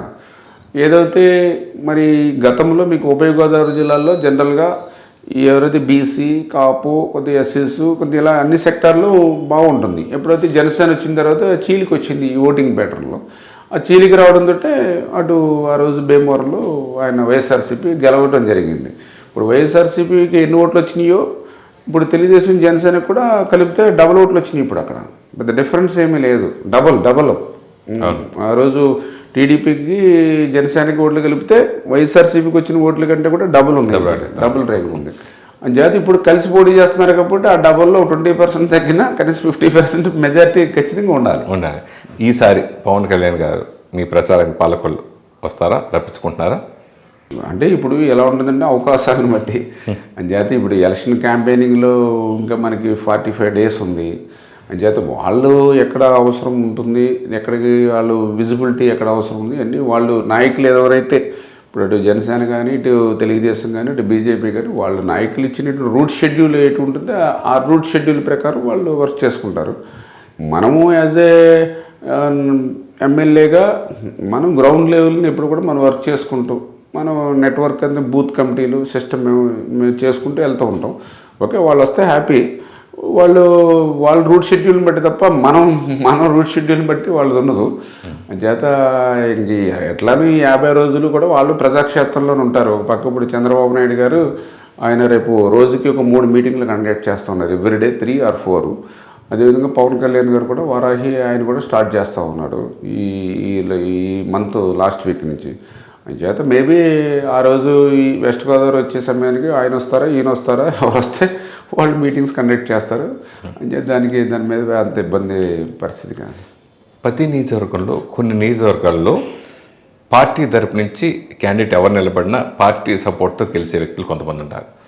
కొంతమంది ఇండివిజువల్గా లోకల్ నియోజకవర్గంలో ఎవరైతే కంటెస్ట్ చేస్తారో ఆ వ్యక్తి వల్లే పార్టీకి కూడా లబ్ధి తగ్గుతుంది, ప్రజల్లో కూడా గెలుపుకి అవకాశం ఎక్కువ కలుగుతుంది. అలా రామానాయుడు వల్లే పార్టీ ఉపయోగపడుతుందా, లేకపోతే పార్టీ రామానాయుడుకి ఉపయోగపడుతుందా? అంటే రెండూ ఉంటాయి. అంటే పార్టీ నాకు ఉపయోగపడుతుంది, అదేవిధంగా నేను పార్టీకి ఉపయోగపడుతూ ఉన్నా. రెండూ ఉన్నాయి. ఎందుకంటే పార్టీ అనేది ఎప్పుడు కూడా ఒక 50% ఎప్పుడు కూడా మీకు స్ట్రాంగ్గా అతనికి సపోర్ట్ ఉంటుంది. పార్టీ అనేటప్పటికీ ఆ క్యాడరు, ఆ సింబలు, దాని స్పిరిట్ వేరు పార్టీ అనేటప్పటికి. ఎందుకంటే ఒక ఫ్లెక్స్ మీద చేసిన, ఒక నాయకుడి మీద చేసిన ఇమ్మీడియట్లీ స్పందిస్తుంది ఆ పార్టీ అనేది. అది చాలా బ్యాక్ బోన్ కింద ఉపయోగపడుతుంది పార్టీ. అదేవిధంగా అటువంటి స్ట్రక్చర్ని మనం ఉపయోగించుకుని మనం కూడా ఎఫెక్టివ్గా పబ్లిక్లోకి వెళ్ళి పనిచేసినప్పుడు అది కూడా పార్టీకి మళ్ళీ ఉపయోగపడుతుంది. ఇప్పుడు సపోజ్ నేను ఆ రోజు 2014లో గెలిచామనంటే ఓకే, పార్టీ ఇమేజ్ కొంత ఉంటుంది. అలాగే 19లో గెలిచామంటే పార్టీ ఓటింగ్ ఉంటుంది. దాంతోపాటుగా ఏదైతే మనం ఇచ్చిన సర్వీస్ కానీ, మనం చేసినట్టు పోరాటం కానీ, మన సమస్యలను పరిష్కరించడంలో ప్రజల దగ్గరికి వెళ్ళిన విధానం కానీ యాజ్ ఎ రామానాయుడిగా ఓకే, అది కూడా మళ్ళీ పార్టీకి ఉపయోగపడుతుంది. రెండు ఉంటాయి. పార్టీ లేకపోతే నేను ఉండను, నేను లేకపోతే పార్టీకి ఇంకో ఇమేజ్ నా వల్ల కూడా కొంత ఉండొచ్చు. రెండూ ఉంటాయి. ఎందుకంటే కష్టపడి పనిచేశాం కాబట్టి. ఇప్పుడు కోవిడ్ టైంలో తిరిగాము, లేకపోతే ఫ్లడ్స్ వచ్చినప్పుడు తిరిగాము, లేకపోతే పోలీసుని ఎదిరించి ఇప్పుడు 27 కేసులు పెట్టారు, ఎదిరించి పోరాడాము. ఇవన్నీ కూడా కేడర్లోనూ కూడా ఒక విశ్వాసాన్ని పొందుతుంది. రామానాయుడు గారు లాంటి వ్యక్తి ఉండాలి అనేటువంటిది. అంచేత ఆ రకంగా పార్టీకి మనం ప్లస్ ఉంటాం, పార్టీ కూడా నాకు ప్లస్ ఉంటుంది. మీ మీద ఎన్ని కేసులు ఉన్నాయి ఇప్పుడు? దగ్గర మరి అంటే ఇంక రిపోర్ట్స్ కూడా మేము అడుగుతూ ఉన్నాం. ఇప్పుడు డీజీపీ పెట్టాం. ఎంత దారుణమైన పరిస్థితి అంటే రాష్ట్రంలో ఇప్పుడు మా మీద రాష్ట్రంలో ఎక్కడెక్కడ కేసులు ఉన్నాయనేది డీజీపీకి లెటర్ ఇచ్చే పరిస్థితి మాది. ఎందుకంటే ఇప్పుడు మాకు తెలియట్లా మాకున్న కేసులు. ఇప్పుడు మొన్న ఇక్కడ వెస్ట్ గోదావరి ఎస్పీకి పెడితే నేను ఏదో 5-6 కేసులు ఉన్నాయేమో అనుకున్నాం, కానీ మొన్న ఏదో 9-14 ఉన్నాయని చెప్తూ ఉన్నారు. అంటే మొన్న రైట్ ఇన్ఫర్మేషన్ యాక్ట్లో కూడా నేను పెట్టాను. అంటే ఇట్లాగా అలా మిమ్మల్ని పోటీ చేయనివ్వకుండా చేసే సమస్య పరిస్థితి వస్తే అంటే అటువంటి దీనికి సంబంధం ఉండదు. ఎందుకంటే మనం ఏదైనా ఇప్పుడు కంప్లైంట్ కేసు అని అంటే జనరల్గా అది మనకి సమన్లు వచ్చి మనకి ఛార్జ్ షీట్ వచ్చి మన నోటీస్లో ఉన్నదైతే ఓకే. చేత అందుకనే మనం కూడా వాళ్ళు ఇన్ఫర్మేషన్ అడిగాము. వాడు ఏమి ఇన్ఫర్మేషన్ ఇచ్చాడు అనుకోండి, నోట్ చేసుకుంటాం. ఇన్ఫర్మేషన్ రాకపోతే మన సంబంధం లేదు కదా. వాళ్ళు ఇప్పుడు ఎక్కడో ఇప్పుడు ఏం జరిగింది అనేది. చేత అటువంటివన్నీ కూడా పనిచేసేది కాదు. మనం అందుకే మన ఇన్ఫర్మేషన్ యాక్ట్లో అడిగాం. మన నోటీస్లో ఉండి మన మైండ్లో ఉంటే మనం ఓకే. 2014లో మీరు గెలిచినప్పుడు మీ పార్టీ మీకు అంతగా సపోర్ట్ చేయలేదు, అధికారం మీకు వచ్చినా కానీ సపోర్ట్ చేయలేదు. కానీ 2019లో మీరు గెలిచి పార్టీ ఓడిపోయినా కానీ పార్టీ మీ మీద ఎక్కువ నిమ్మల రామారెడ్డిని ఎక్కువ భుజాన్ని వేసుకు తిరిగింది. ఇలా విమర్శ బయట ప్రజల్లో కూడా చాలా చోట్ల విన్నాను. దాని గురించి చెప్తాను. అంటే ఇప్పుడు 2014, 2019 ఎమ్మెల్యేగా ఉన్నాం. వాస్తవంగా చెప్పాలంటే ఆ రోజు కూడా ఇంకా కొంచెం మనకి ఇంపార్టెన్స్ ఇవ్వచ్చు. ఎందుకంటే అప్పుడు మాకు ఎందుకు ఇవ్వలేదని అడుగుతున్నాను. అంటే వెస్ట్ గోదావరి అని అంటే జనరల్గా ఎస్సీ లేకపోతే క్షత్రియ ఒక కాపు వీళ్ళు కామన్గా మంత్రివర్గంలో కానీ ఇట్లా తీసుకుంటారు. ఆ రోజు మాణిక్యాలరావు గారు మనకి భారతీయ జనతా పార్టీ ఉండడం వల్ల ఆ అలయన్స్ కాపు రెండు ఆ కోటాలో ఆయన చేయడం జరిగింది. తర్వాత లాస్ట్ 1 year ఆయన రిజైన్ చేసిన తర్వాత అది ఫుల్ఫిల్ చేయొచ్చు. ఎందుకంటే ఉన్నంతలో ఎందుకంటే మనకి ముద్ర లేకపోయినప్పుడు కూడా సామాజిక వర్గాలను బట్టి చేస్తారు కాబట్టి. కానీ అప్పుడులో 1 yearలో చేయలేకపోయారు. ఇచ్చుంటే ఈరోజు ఇంకా బలంగా, ఎందుకంటే ఇప్పుడు మనం 2019లో గెలిచిన తర్వాత మనం చేసేటువంటి యాక్టివిటీస్ అంటే సర్వీస్ అవ్వచ్చు, లేకపోతే ఇటు పోరాటం అవ్వచ్చు, లేకపోతే పార్టీకి గట్టిగా స్ట్రాంగ్ నిలబడి వల్ల మనం పబ్లిక్ని కన్విన్స్ చేసి ఇప్పుడు నాయకుడికి ఎదిగాం. అదే ఆ రోజు కూడా మీరు అన్నట్టు కొంచెం 1 సంవత్సరం చేసి 2 సంవత్సరాలు ఒక ఎక్స్ మినిస్టర్ కానీ లేదా ఇట్లు కానీ అవుతే ఇంకా ఎక్కువ, ఎందుకంటే ఏ జిల్లాకి వెళ్ళినా కొంత పాపులారిటీ ఉంటుంది. అది ఇప్పుడు ఇంకా పార్టీకి ఉపయోగపడి ఉండేది. సరే ఓకే, అప్పుడు ఉన్నటువంటి సామాజిక నేపథ్యాలు ఇట్లా చేయలేకపోవచ్చు. బట్ 2019లో ఇప్పుడు ఈరోజు ఇప్పుడు కష్టపడి మనం ఇంత వర్క్ చేస్తూ ఉన్నాం. ఇప్పుడు అందరూ కూడా అంటూ ఉంటారు, ఇప్పుడు 25 మంది మంత్రులు పనిచేశారు ఆ రోజు. ఇప్పుడు అధికారంలోకి వచ్చిన తర్వాత ఈ 5 సంవత్సరాల్లో ఓకే ఈ సంవత్సరం అందరం వస్తాం పనిచేస్తాం, కానీ first year, second year, third year ఇప్పుడు అసలు నిలబడే వాళ్ళు ఎవరున్నారు? అటువంటి టైంలో కూడా మనం పార్టీ కోసం వన్ సైడ్గా నిలబడ్డాం. జగన్ లాంటి వ్యక్తిని ఎదిరించి నిలబడ్డాం, అసెంబ్లీలో కానీ అసెంబ్లీ బయట కానీ. చేత అటువంటి ఫైట్ చేసుకుంటూ పార్టీని స్ట్రెంగ్తన్ చేసుకుంటూ వర్క్ చేసుకున్నాం కాబట్టి ఆటోమేటిక్గా ఆ పార్టీలో అంటే అది కూడా తెలుగుదేశం పార్టీ కాబట్టి ఇప్పుడు చంద్రబాబు నాయుడు గారు కానీ లోకేష్ గారు కానీ ఎప్పుడు అభిమానం మా పట్ల ఉంటుంది. ఎప్పుడు కూడా వాళ్ళిద్దరూ కూడా చాలా ప్రేమగా, ఎందుకంటే రామానాయుడు మనకి మంచి అంటే మంచి స్ట్రాంగ్ సపోర్టర్ పార్టీకి ఇట్లకి మనకి మంచి నమ్మకంగా ఇట్లుగా ఉంటారు అనేది, అంటే ఒక రకంగా ఈ పార్టీలో ఉన్నాం కాబట్టి ఆ రకంగా వాళ్ళిద్దరూ కూడా చాలా మమ్మల్ని అభిమానిస్తారు, గౌరవిస్తారు నిజంగా. అందుకనే నేను కూడా వాళ్ళ పట్ల కూడా, ఎందుకంటే మనం చేసేటువంటి కష్టాన్ని గుర్తించేటటువంటి వ్యక్తులు వాళ్ళు నాయకులు. ఎందుకంటే అటువంటి నాయకుల కోసం మనం ఏది చేసినా పర్వాలేదని తెగింపు కూడా నేను పనిచేస్తాను. అవును, అంటే ఇద్దరిలో ఎవరితో మీరు బాగా క్లోజ్గా ఉంటారు? చంద్రబాబు నాయుడు, లోకేష్ గారు ఇద్దరు కూడా బాగానే ఉంటారు. ఏంటంటే చంద్రబాబు నాయుడు గారు ఏదైనా సీనియర్ నాయకుడు కాబట్టి ఆయన ఏదైనా మేము ఎమ్మెల్యేగా ఉన్నాము, ఆయన ఉన్నారు కాబట్టి కొంచెం ఎక్కువ సాన్నిహిత్యం చంద్రబాబు నాయుడు గారితో ఉంటుంది.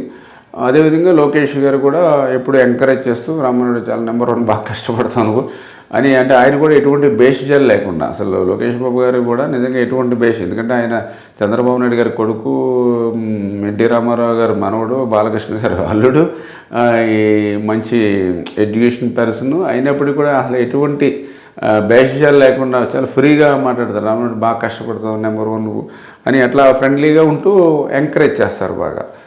చంద్రబాబు నాయుడు గారు వెన్నుతట్టి ప్రోత్సహిస్తాడు. ఈ అదృష్టం ఏంటంటే ఇద్దరు కూడా మమ్మల్ని ప్రేమించడం, మా ఇద్దరు కూడా ఎంకరేజ్ చేయడం నాకు అదృష్టం అనుకుంటా పర్సనల్గా. అసెంబ్లీలో బాలకృష్ణ, మేము బాలయ్యబాబుని పిలుస్తూ ఉంటాం వాళ్ళకి. బాలకృష్ణ గారు మీతో జరిగిన సంభాషణల గురించి ఏదన్నా? చాలా బాగా, ఎందుకంటే బాలకృష్ణ గారు కూడా చాలా మంచి వ్యక్తిగతంగా. ఎందుకంటే నాకు గతంలో పెద్ద పరిచయం లేకపోతే 2014లో ఎమ్మెల్యే అయినప్పుడు చూశాను బాలకృష్ణ గారిని. అదేవిధంగా 19లో సెకండ్ టైం మేము చూసాం. ఎక్కువ ఈ డిస్కషన్లో వీటిలో పాల్గొన్నప్పుడు నిజంగా ఆయన చాలా సింప్లిసిటీగా, చాలా పద్ధతిగా, చాలా ఇంకా వాళ్ళు ఎక్కువ వీళ్ళు తక్కువ అని కాకుండా ఒకసారి పరిచయం అవుతే చాలా బాగా రిసీవ్ చేసుకోవడం కానీ, ఇంకా ఏదైనా మనకి ఏదైనా హెల్పింగ్ ఏదైనా అవసరం అయితే దాన్ని ఆయన పనిచేసి పెట్టే విధానం కానీ, ఇట్లా చూస్తే నిజంగా బాలకృష్ణ గారు నిజంగా చాలా, అంటే ఆ సినీ ఇండస్ట్రీస్లో జనరల్గా కొంత ఈగో, కొంచెం నేను టాప్ అనేవి ఉంటాయి జనరల్గా, ఎందుకంటే ఆ హీరోయిజం వచ్చేస్తుంది దానివల్ల ఆటోమేటిక్గా. కానీ బాలకృష్ణ గారి దగ్గర ఏమీ చూడలేదు. ఇప్పుడు మీరు మేము ఎట్లా ఉంటామో ఆయన కూడా అట్లనే ఉంటున్నాడు మాతోటి, అటు అసెంబ్లీలో కానీ బయట కానీ ఎప్పుడు ఆయన కనపడలేదు. ఎప్పుడు కూడా ఆయన కూడా హ్యాపీగా రిలాక్స్గానే మాట్లాడుతూ ఒక ఫ్రెండ్లీగానే భుజం మీద చేసి చాలా ఆయన నుంచి కూడా సింప్లిసిటీ కానీ, ఆ క్లోజ్నెస్ కానీ, ఇవన్నీ కూడా ఆయన దగ్గర కూడా మేము చూసి నేర్చుకోవడం జరిగింది బాలకృష్ణ గారి. బాలకృష్ణ గారు కూడా సినిమా పరిశ్రమలో ఎంతో సేవ చేస్తున్నా కానీ ఒక పొలిటికల్ ఎమ్మెల్యే కూడా ఆ నియోజకవర్గంలో ఎన్నో మంచి మంచి కార్యక్రమం చేశారు. అలాగే మెయిన్ క్యాన్సర్ హాస్పిటల్. సో అక్కడి నుంచి మన నియోజకవర్గం నుంచి కానీ ఎక్కడి నుంచో వచ్చిన చాలామందికి ఆయన స్వచ్ఛందంగా ఎన్నో సేవలు చేస్తూ ఉన్నారు. దాని గురించి అసలు ఇది వాస్తవం. ఎందుకంటే ఇప్పుడు నేను నా పాలకొల్లు నుంచి కూడా ఎవ్రీడే 4-5 లీటర్స్ బసవతారకం క్యాన్సర్ హాస్పిటల్కి ఇస్తూ ఉంటాను. నెక్స్ట్ నేను కూడా అక్కడ హాస్పిటల్ కూడా మానిటరింగ్ చేస్తూ ఉంటాను. నిజంగా అనిపిస్తుంటుంది నాకు కూడా ఆ బసవతారకం హాస్పిటల్ లేకపోతే ఈ పేషెంట్లు అంటే ఓకే వేరే హాస్పిటల్స్ ఉన్నాయి కానీ అక్కడ అయ్యేటువంటి బిల్లు కంటే కూడా ఈ బసవతారకం హాస్పిటల్లో అక్కడికంటే బెటర్ సర్వీస్ ఇస్తూ ఉన్నారు. అక్కడికంటే బెటర్ ఎక్స్పీరియన్స్ ఉన్న డాక్టర్స్ బసవతారకంలో ఉన్నారు. కానీ బిల్స్ ఏంటంటే నామినీలు కంటే ఒక మధ్య తరగతి వాడికి కూడా వైద్యం అందేటువంటి విధంగా. ఒకవేళ ఇంకా వాళ్ళకి ఇబ్బందికరమైన పరిస్థితి ఉంటే ట్రస్టులు డిఫరెంట్ ట్రస్టుల ద్వారా కూడా కొంత అమౌంట్ వాళ్ళకి స్పాన్సర్ చేస్తూ నెక్స్ట్ అక్కడ డాక్టర్స్ కానీ అక్కడ అడ్మినిస్ట్రేషన్ కానీ చాలా పాజిటివ్గా మనం ఏ పేషెంట్ వెళ్ళినా ఎవరు చెప్పినా కూడా వాళ్ళకి ఒక గుడ్ హాస్పిటాలిటీ ఇవ్వడం. అంటే ఇవన్నీ కూడా బాలకృష్ణ గారి యొక్క మంచితనం ఆయన ఆ అడ్మినిస్ట్రేషన్లో కనపడుతుంది అనిపిస్తుంది. నిజంగా గ్రేట్ అది. ఈవేళ తెలుగుదేశం పార్టీ కూడా అది ఒక ఎసెట్ కింద కూడా ఉంటుంది. ఎందుకంటే ఏ పార్టీ కూడా ఇటువంటివి లేవు. ఇప్పుడు జాతీయ పార్టీలు లేవు, ప్రాంతీయ పార్టీలు లేవు. ఈవేళ తెలుగుదేశం పార్టీకి ఏంటంటే ఇట్లా బసవతారకం క్యాన్సర్ హాస్పిటల్, ఒక ఎన్టీఆర్ ఒక మోడల్ స్కూలు, అంటే ఇట్లాగా ఈ సర్వీస్ చేయడానికి ఉపయోగపడే. ఇప్పుడు ఒక ఫ్లడ్స్ వచ్చినాయి అనుకోండి, ప్రతిపక్షంలో ఉన్నా సరే వాళ్ళకి సర్వీస్ ఇవ్వడం, చంద్రబాబు నాయుడు గారు పిలిపించి వాళ్ళకి నిత్యావసరాలు, దుప్పట్లు, బియ్యం అన్నీ అందజేయడం. ఇప్పుడు మీరు ఉత్తరాఖండ్లో చూశారు, ఒకసారి తెలుగువారు ప్రమాదంలో ఏర్పడితే అప్పుడు అధికారులు లేము మేము, అయినా సరే 2 ఫ్లైట్లు చంద్రబాబు నాయుడు గారు పెట్టి ఒకటి హైదరాబాద్ ఒకటి వైజాగ్ తీసుకొచ్చారు తెలుగు వాళ్ళని ఉత్తరాఖండ్ నుంచి. అంటే అట్లాగా అటువంటి సర్వీసెస్ ఎన్టీఆర్ ట్రస్ట్ ద్వారా మనం ఇప్పుడు చేస్తూ ఉంటాం. అందులో మాకు మెయిన్ మనం బసవతారకం క్యాన్సర్ హాస్పిటల్లో రెండోది ఏంటంటే ఎంతోమంది వేళ లైఫ్ ఇస్తూ ఉన్నారు. నిజంగా అది ఆశీస్సులు, అంటే అందులో ఆరోగ్యపోయినటువంటి ప్రజలు వాళ్ళ కుటుంబాల యొక్క ఆశీస్సులు ఇప్పుడు కూడా బాలకృష్ణ గారికి ఎన్టీఆర్ కుటుంబానికి ఉంటాయని చెప్పి నేను భావిస్తూ ఉన్నాను. మెయిన్ ముఖ్యంగా ఇండస్ట్రీలో 2 హీరోలు, అగ్ర హీరోలు, బాలయ్యబాబు అలాగే పవన్ కళ్యాణ్, 2 అగ్ర హీరోలు కలిసి ఒక కూటమిగా చంద్రబాబు జైల్లో ఉన్నప్పుడు, ఇప్పుడు ఏదో అకేషన్గా మనం అనౌన్స్ చేయడం భారీ సభ పెట్టి మేముతో కలిసి చేయడం కాదు, జైల్లో ఉన్నప్పుడు నేనున్నాను, మీ అందరూ పార్టీ నాయకులు ఎంతమంది ఉన్నాయి చేసినా ఆయన వెన్నంతరంగా ఉండి ఆయన ముందు వచ్చి చంద్రబాబు సపోర్ట్గా నిలవటం గురించి మీరేం చెప్తారు? అంటే నేను ఇప్పుడు ఇందాక చెప్పినట్లుగా అది పవన్ కళ్యాణ్ గారిని కొంచెం అంటే ఇంకొంచెం ఎత్తుకు తీసుకెళ్ళింది ఆయన తీసుకున్నటువంటి ఆ రోజు నిర్ణయం. ఎందుకంటే ఓకే ఆ రోజు ఉన్నటువంటి పరిస్థితుల్లో చంద్రబాబు నాయుడు గారు లాంటి వ్యక్తిని జైల్లో అక్రమంగా పెడితే అసలు ఎవరో కూడా తట్టుకోలేని పరిస్థితిలో ఉన్నారు. దానివల్ల ఏంటంటే ఒకటి అగ్రెసివ్ వస్తుంది, 2 కొంత డిమారలైజ్ కూడా అవుతారు. ఆ టైంలో పవన్ కళ్యాణ్ గారు లేదా బాలకృష్ణ గారు, లోకేష్ గారు వీళ్ళందరూ వెళ్ళి చంద్రబాబు నాయుడు గారితో మాట్లాడి బయటకు వచ్చి ఓపెన్గా ఏదైతే పవన్ కళ్యాణ్ చెప్పాడో తెలుగుదేశం జనసేన రేపు కలిసి వెళ్తూ ఉన్నాయి, జగన్మోహన్ రెడ్డిని ఇంటికి పంపిస్తున్నాము అని ఏదైతే 2 కూడా మేము పొత్తుతో వెళ్తున్నామని ఏదైతే చెప్పాడో వాస్తవం అది 100% రాష్ట్ర ప్రజలకు కూడా వాళ్ళ భవిష్యత్తు మీద ఒక భద్రతను కల్పించింది. అండ్ తెలుగుదేశం పార్టీకి అందరికి కూడా అది ఓకే మనం 2 కలిసి వెళ్తే విజయం ఖాయం. అంటే అంత ముందు నుంచి కూడా ఒక టాక్ నడుస్తుంది స్టేట్లో. ఇప్పుడు నేను కూడా ఎక్కడికి వెళ్ళినా కూడా సార్ జనసేన మీరు కలుస్తున్నారా లేదా, కలిస్తే 1 సైడ్ సార్ అని చెప్పేవారు. అంటే అది ఆ మాటని పర్ఫెక్ట్ టైంలో కరెక్ట్ టైంలో చెప్పాడు. ఎందుకు చెప్పడం వల్ల ఏమైందంటే అందరూ అనుకున్న మాట నిజమవుతుంది. రెండోది కొంతమంది 10% కొంచెం విభేదించవచ్చు తెలుగుదేశంలో కానీ జనసేనలో కానీ, ఏది ఒంటరిగానే వెళ్ళాలి మేము సీమాలు మేము సీమాలు, కానీ ఆ 10% డిఫరెంట్ ఇది కూడా ఆ టైంలో అనౌన్స్మెంట్ చేసిన టైంలో ఆ డిఫరెన్స్ కూడా పోయింది. నిజంగా ఆయన కరెక్ట్ టైంలో కరెక్ట్ డిసిషన్ తీసుకుని ఆయన చెప్పాడు. దానివల్ల పవన్ కళ్యాణ్ గారి మీద కూడా ఇటు తెలుగుదేశం పార్టీలో కూడా ఆయన పట్ల కూడా చాలా అభిమానం కూడా చాలా మందికి పెరిగినట్టు. నేను ఏంటంటే సార్ నిజంగా సమానంగా జాగి గారు అంతకుముందు లెటర్ రాసినట్టుగా ఇన్ని సీట్లు తీసుకోవాలి, 50-50 సీట్లు తీసుకోవాలి, సీఎంగా కొన్నాళ్ళు ఆయన ఉండాలి, కొన్నాళ్ళు పవన్ కళ్యాణ్ గారు ఉండాలి, ఇట్లా చెప్పడం ఇవన్నీ చేయడం, అట్లాగే నిజంగా చేసుకుంటే ఇప్పటికే 24 సీట్లు తీసుకుని ఆయన బీజేపీ కోసం మరో 3 సీట్లు త్యాగం చేసి ఆయన 21 సీట్లు మాత్రం చేస్తే అల్ల కల్లోలో అయిపోతుంది రాని చోట. నిజంగా 50-50 సీట్లు చేసుకునేలా చేస్తే ఎలా ఉండేది పరిస్థితి? అంటే ఓకే అంటే మనం అది కాలం అనేది నిర్ణయించాలి, ఎన్ని సీట్లు తీసుకోవాలి, ఎంతమంది పోటీ చేయాలి అనేది. ఇప్పుడున్నటువంటి పరిస్థితుల్లో ఏదైతే పవన్ కళ్యాణ్ గారు కూడా ఒకటే ఆలోచించారు ఏంటంటే ఈవేళ ఓకే ఇప్పుడు 24 మంది అనుకున్నాం, ఒకే 21. అసలు 21 మందిని గెలిపించి మనం అసెంబ్లీలకు పెట్టినా అది పవరే. ఎందుకంటే ఇప్పుడు ఈవేళ సిపిఐ, సిపిఎం, బీజేపీ, కాంగ్రెస్ ప్రాతినిధ్యం ఉందండి ఈవేళ అసెంబ్లీలో లేదు. అటువంటి పార్టీలకు కూడా ఒక్క సీటు కూడా లేనటువంటి పరిస్థితి ఉంది ఈవేళ అసెంబ్లీలో. అటువంటి టైంలో అక్కడ నెంబర్ కంటే కూడా ముందు అసెంబ్లీలో అడుగుపెట్టి ఫైట్ చేయాలి. ఇప్పుడు అందుకే ఇప్పుడు ఆయన కూడా అదే చెప్పారు, ఇప్పుడు 21 మందిని గెలిపించండి, 21 మందిని అడుగు పెడితే ఆటోమేటిక్గా రేపొద్దున మళ్ళీ పవర్, అరే పవన్ కళ్యాణ్ గారు 21 మంది గెలిపించి వచ్చారు అంటే ఇప్పుడు రేపొద్దున వీళ్ళు చెప్పినట్టుగా అప్పుడు చేయడానికి సాధ్యం అవ్వచ్చు, 2 డబల్ అవ్వచ్చు, 3 డబల్ అవ్వచ్చు. అంచేత ఏంటంటే ఇప్పుడు బీజేపీ కూడా గతంలో ఒకసారి 2 ఎంపీలు గెలుచుకున్న పార్టీ ఈవేళ అప్రహతితంగా విజయం సాధిస్తుంది దేశంలో. అంతే కదా. అంచేత సీట్ల సంఖ్య అనేది కాదు, ఫ్యూచర్లో మనం చేసేటువంటి వర్క్ని బట్టి ప్రజల యొక్క మద్దతును పొందడాన్ని బట్టి ఉంటుందనేది నా అభిప్రాయం. ఓకే, 2014లో 51,000 మెజార్టీతో మీరు గెలిచారు. 2019లో 67,500 మెజార్టీతో గెలిచారు. ఓట్లతో మెజార్టీ ఓట్లతో గెలిచారు. ఇప్పుడు ఎంత మెజార్టీతో గెలవబోతున్నారు అంటే నేను మీరు చెప్పినట్లుగా ఓటే లెక్కేసుకుంటా. అంటే మెజారిటీ ఎంత టార్గెట్ పెట్టి అంత టార్గెట్ కాదు, ప్రజలు మనసులను గెలుపొందడానికి టార్గెట్ పెట్టుకుని పనిచేస్తారు. ఇప్పుడు 2014లో మీరు చెప్పినట్లు నేను ఆ రోజు కౌంటింగ్కి వెళ్ళాము, ఎందుకంటే నేను ప్రతి పనిలో ఇన్వాల్వ్ కావుతా. 14లో కౌంటింగ్ వెళ్ళినప్పుడు అందరూ కూడా చెప్పేవారు, అంటే పాలకులు సీటు తెలుగుదేశం టైటు, ఎందుకంటే ఒకే పార్టీ నుంచి ఇద్దరం పోటీ చేస్తున్నాం, ఒకే సామాజిక వర్గం నుంచి ఇద్దరం పోటీ చేస్తున్నప్పుడు అవతల వైఎస్ఆర్సీపీ 1 సైడ్ అని చెప్పారు. నిజంగా ఫస్ట్ 2 రౌండ్లు లెక్కింపు అయ్యేటప్పటికి వైఎస్ఆర్సీపీ మెజార్టీలో ఉంది 14లో. కాబట్టి కష్టపడి పనిచేసిన వాళ్ళం కాబట్టి నాకు తెలియకుండా నాకు చెమటలో పట్టి నేను అప్పుడే అనుకున్నాను, రేపు నెక్స్ట్ ఎప్పుడైనా సరే కౌంటింగ్ హాల్కి వచ్చామంటే హ్యాపీగా సంతోషంగా ఉండాలి, ఇటువంటి పరిస్థితి జీవితంలో రాకూడదు అనిపించింది నాకు. టెన్షన్ అంతే. అందుకనే మాదిరిగా నేను పని చేసుకుంటాను. ఇప్పుడు నేను 2014లో ఎమ్మెల్యే అయ్యాను, ఇంకా ఎమ్మెల్యే అయిన తర్వాత మళ్ళీ 2019 వరకు వెయిట్ చేయాలి. 2019లో నేను ఎమ్మెల్యే అయ్యాను, 2024 వరకు వెయిట్ చేయట్లా.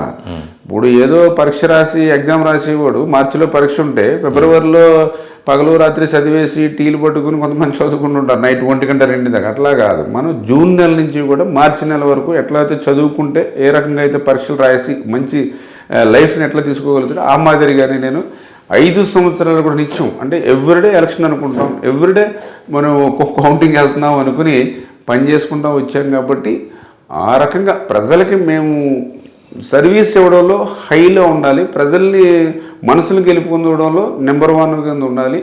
2 లక్షల మంది ఓటర్స్ ఉన్నారు, 2 లక్షల మంది ఓటర్స్ని మనసులు గెలవాలి అనేటువంటి ఆలోచనతో పనిచేస్తూ ఉన్నాం. అంచేత అది ప్రజలు రేపు గమనించి, అంటే రేపు ఇదిగో రామానాయుడు గారు ఇప్పుడు ఈవేళ ఒక కోవిడ్ వచ్చింది, లేదా ఒక వరదలు వచ్చింది, ఒక రాత్రి అయినా అర్ధరాత్రి అయినా మనం పిలిస్తే పలుకుతూ ఉన్నారు, ఏసీ కార్లోనూ ఏసీ రూమ్లోనూ తిరగట్లా, ఒక సైకిల్ వేసుకుని తిరుగుతూ ఉన్నాడు. ఎమ్మెల్యే దగ్గరికి వెళ్ళాలంటే 10 మందిని దాటుకెళ్ళాలి, కానీ ఎమ్మెల్యే మన గడప దగ్గరికి వస్తూ ఉన్నాడు. ఇవన్నీ ప్రజలు ఆలోచన చేసి ప్రజలు గెలిపించుకోవాల్సిన అవసరం అయితే ఉంది. అంటే 2 సార్లు ఎమ్మెల్యేగా నిమ్మల రామానాయుడు గెలిపించారు.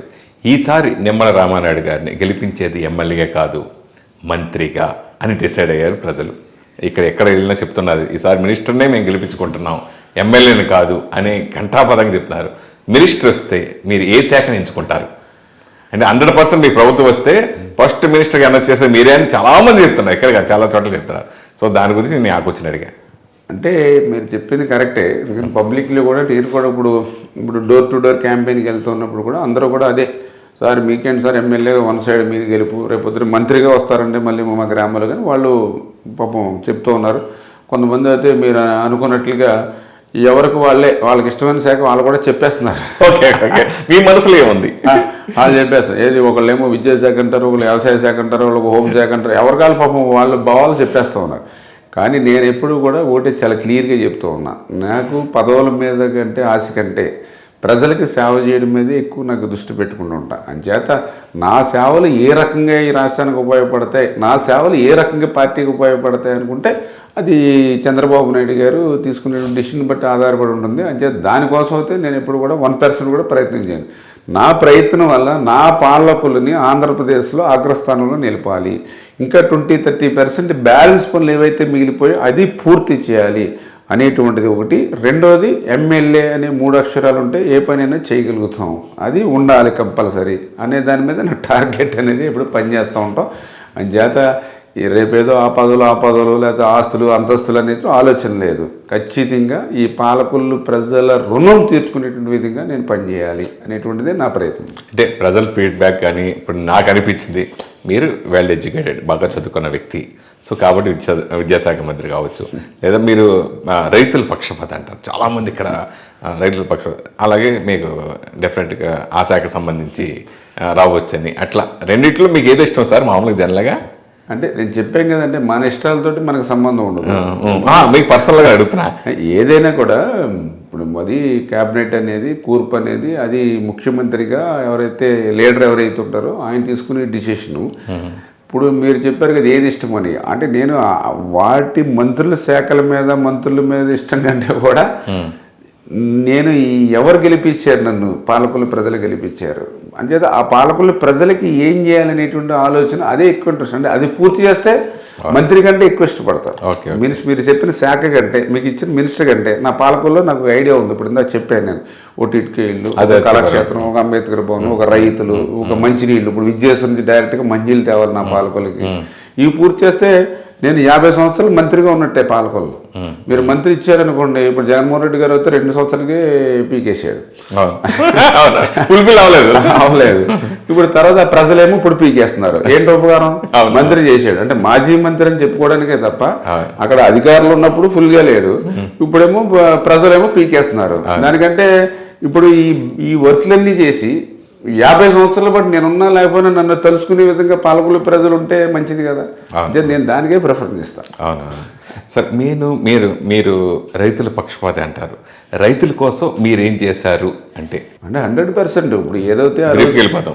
ఎస్, ఆ రోజు నేను అధికారంలో ఉన్నప్పుడు చాలా క్లియర్గా ఎవరైతే రైతుల పక్షపాతని 16 కోట్ల రూపాయలు పెట్టి, ఎందుకంటే ఆ రోజు గ్రావెల్ రోడ్లు కానీ పొంత రోడ్లు, ఈ ఇరిగేషను, ఏదైతే కెనాల్ రోడ్లు అన్నీ కూడా చేయించాం. 16 కోట్లు పెట్టుకుని మా కాన్స్టిట్యూన్సీలో అవి కూడా ఇరిగేషన్ వాళ్ళు కూడా మాకు రోడ్లు పని ఏంటని ఇవ్వరు. నేను ప్రొఫార్మన్స్ పెట్టుకెళ్తే ఇంకా వేరే ఆల్టర్నేట్ లేదు. ఎందుకంటే అవి పొంత రోడ్లు వేయాలంటే R&B వాడేడు, పిఆర్ వాళ్ళ దగ్గర డబ్బులు లేవు. వాళ్ళు ఇరిగేషన్ వాళ్ళకి ఏం చెప్పేవాళ్ళు అంటే ఈ గట్లు బలంగా ఉండాలి, వాటర్ ఫ్లో ఎక్కువ వచ్చినప్పుడు ఆ గట్లు తెగిపోయి వాటర్ అంతా కూడా చాలా మందికి వెళ్ళిపోయి నష్టపోతున్నారు. అదేవిధంగా ఎక్కడెక్కడ లాకులు కానీ ఎప్పటికప్పుడు పర్యవేక్షణ చేయాలంటే మీ ఏఈలు కానీ డిఈలు కానీ లేదంటే మీ లస్కర్లు కానీ వెళ్ళాలంటే కనీసం సైకిల్ కూడా వెళ్ళటం లేదు. అంచేత ఈ రోడ్ని చేయాలి, మీదే బాధ్యత అని చెప్పి అంటే అట్లా 16 కోట్ల రూపాయలు పెట్టేయడం. అదేవిధంగా వాటర్ ప్రాబ్లం వస్తే మరి ఎక్కడెక్కడ ఎత్తుపోతలు అంటే ఇప్పుడు నా కాన్స్టిట్యున్సీలో కూడా 5 చోట్ల ఎత్తుపోతలకి నేను ఆ రోజు భాస్కర్ గారు కలెక్టర్ గారు ఉంటే 5 చోట్ల ఎత్తుపోతల పథకం ఇచ్చాం. కొన్ని చోట్ల అయితే ఫ్రీగా బోర్లు వేయించేవాళ్ళం. అదేవిధంగా ఫ్రీగా డీజిల్ కూడా కూపన్లు ఇచ్చేవాళ్ళం. అదేవిధంగా వాళ్ళకి నీరు అందకపోతే నేనే వంతుల వారి విధానం నేనే స్వయంగా పర్యవేక్షించి ఎంఆర్ఓల్ని ఎండిఓల్ని అందరినీ సమన్వయం చేసుకుని ఏ ఎకరం ఎండపోనివ్వకుండా నేను పనిచేసుకోండి. అంటే ఎట్లా చెప్పుకుంటూ పోతే రైతాంగంగా చాలా హెల్ప్ చేసాం. ఇప్పుడు అధికారులు లేకపోయినప్పటికీ కూడా వాళ్ళ తరఫున పోరాడి ఇప్పుడు మనం వాళ్ళ ధాన్యం అమ్ముకునే విషయంలో కానీ అదనంగా కేజీలు తీసుకోవడంలో కానీ ఇట్లా రాష్ట్ర ప్రభుత్వం దృష్టికి తీసుకెళ్ళి కొంతమంది రైతులకి నేను డబ్బులు కూడా వెనక్కి ఇప్పించాం. అంటే వాళ్ళ దగ్గర 30,000 40,000 దోచేస్తే కలెక్టర్ గారికి మా బాధ పడలేక మా ఫైట్ చూసి కొంత లిస్ట్ అవుట్ చేసి కొంతమందికి డబ్బులు కూడా వెనక్కి ఇచ్చారు. చేత ఆ రకంగా రైతు బిడ్డగా ఖచ్చితంగా రైతు సంతోషం చూసేటువంటి విధంగా పనిచేస్తాం ఫ్యూచర్లో కూడా. ఓకే, మీరు టీడీపీ జనసేన కోఆర్డినేషన్ కమిటీలో కూడా మీరు ఉన్నారు. సో అది రేర్గా జరిగే లెక్క అనుకోవచ్చు.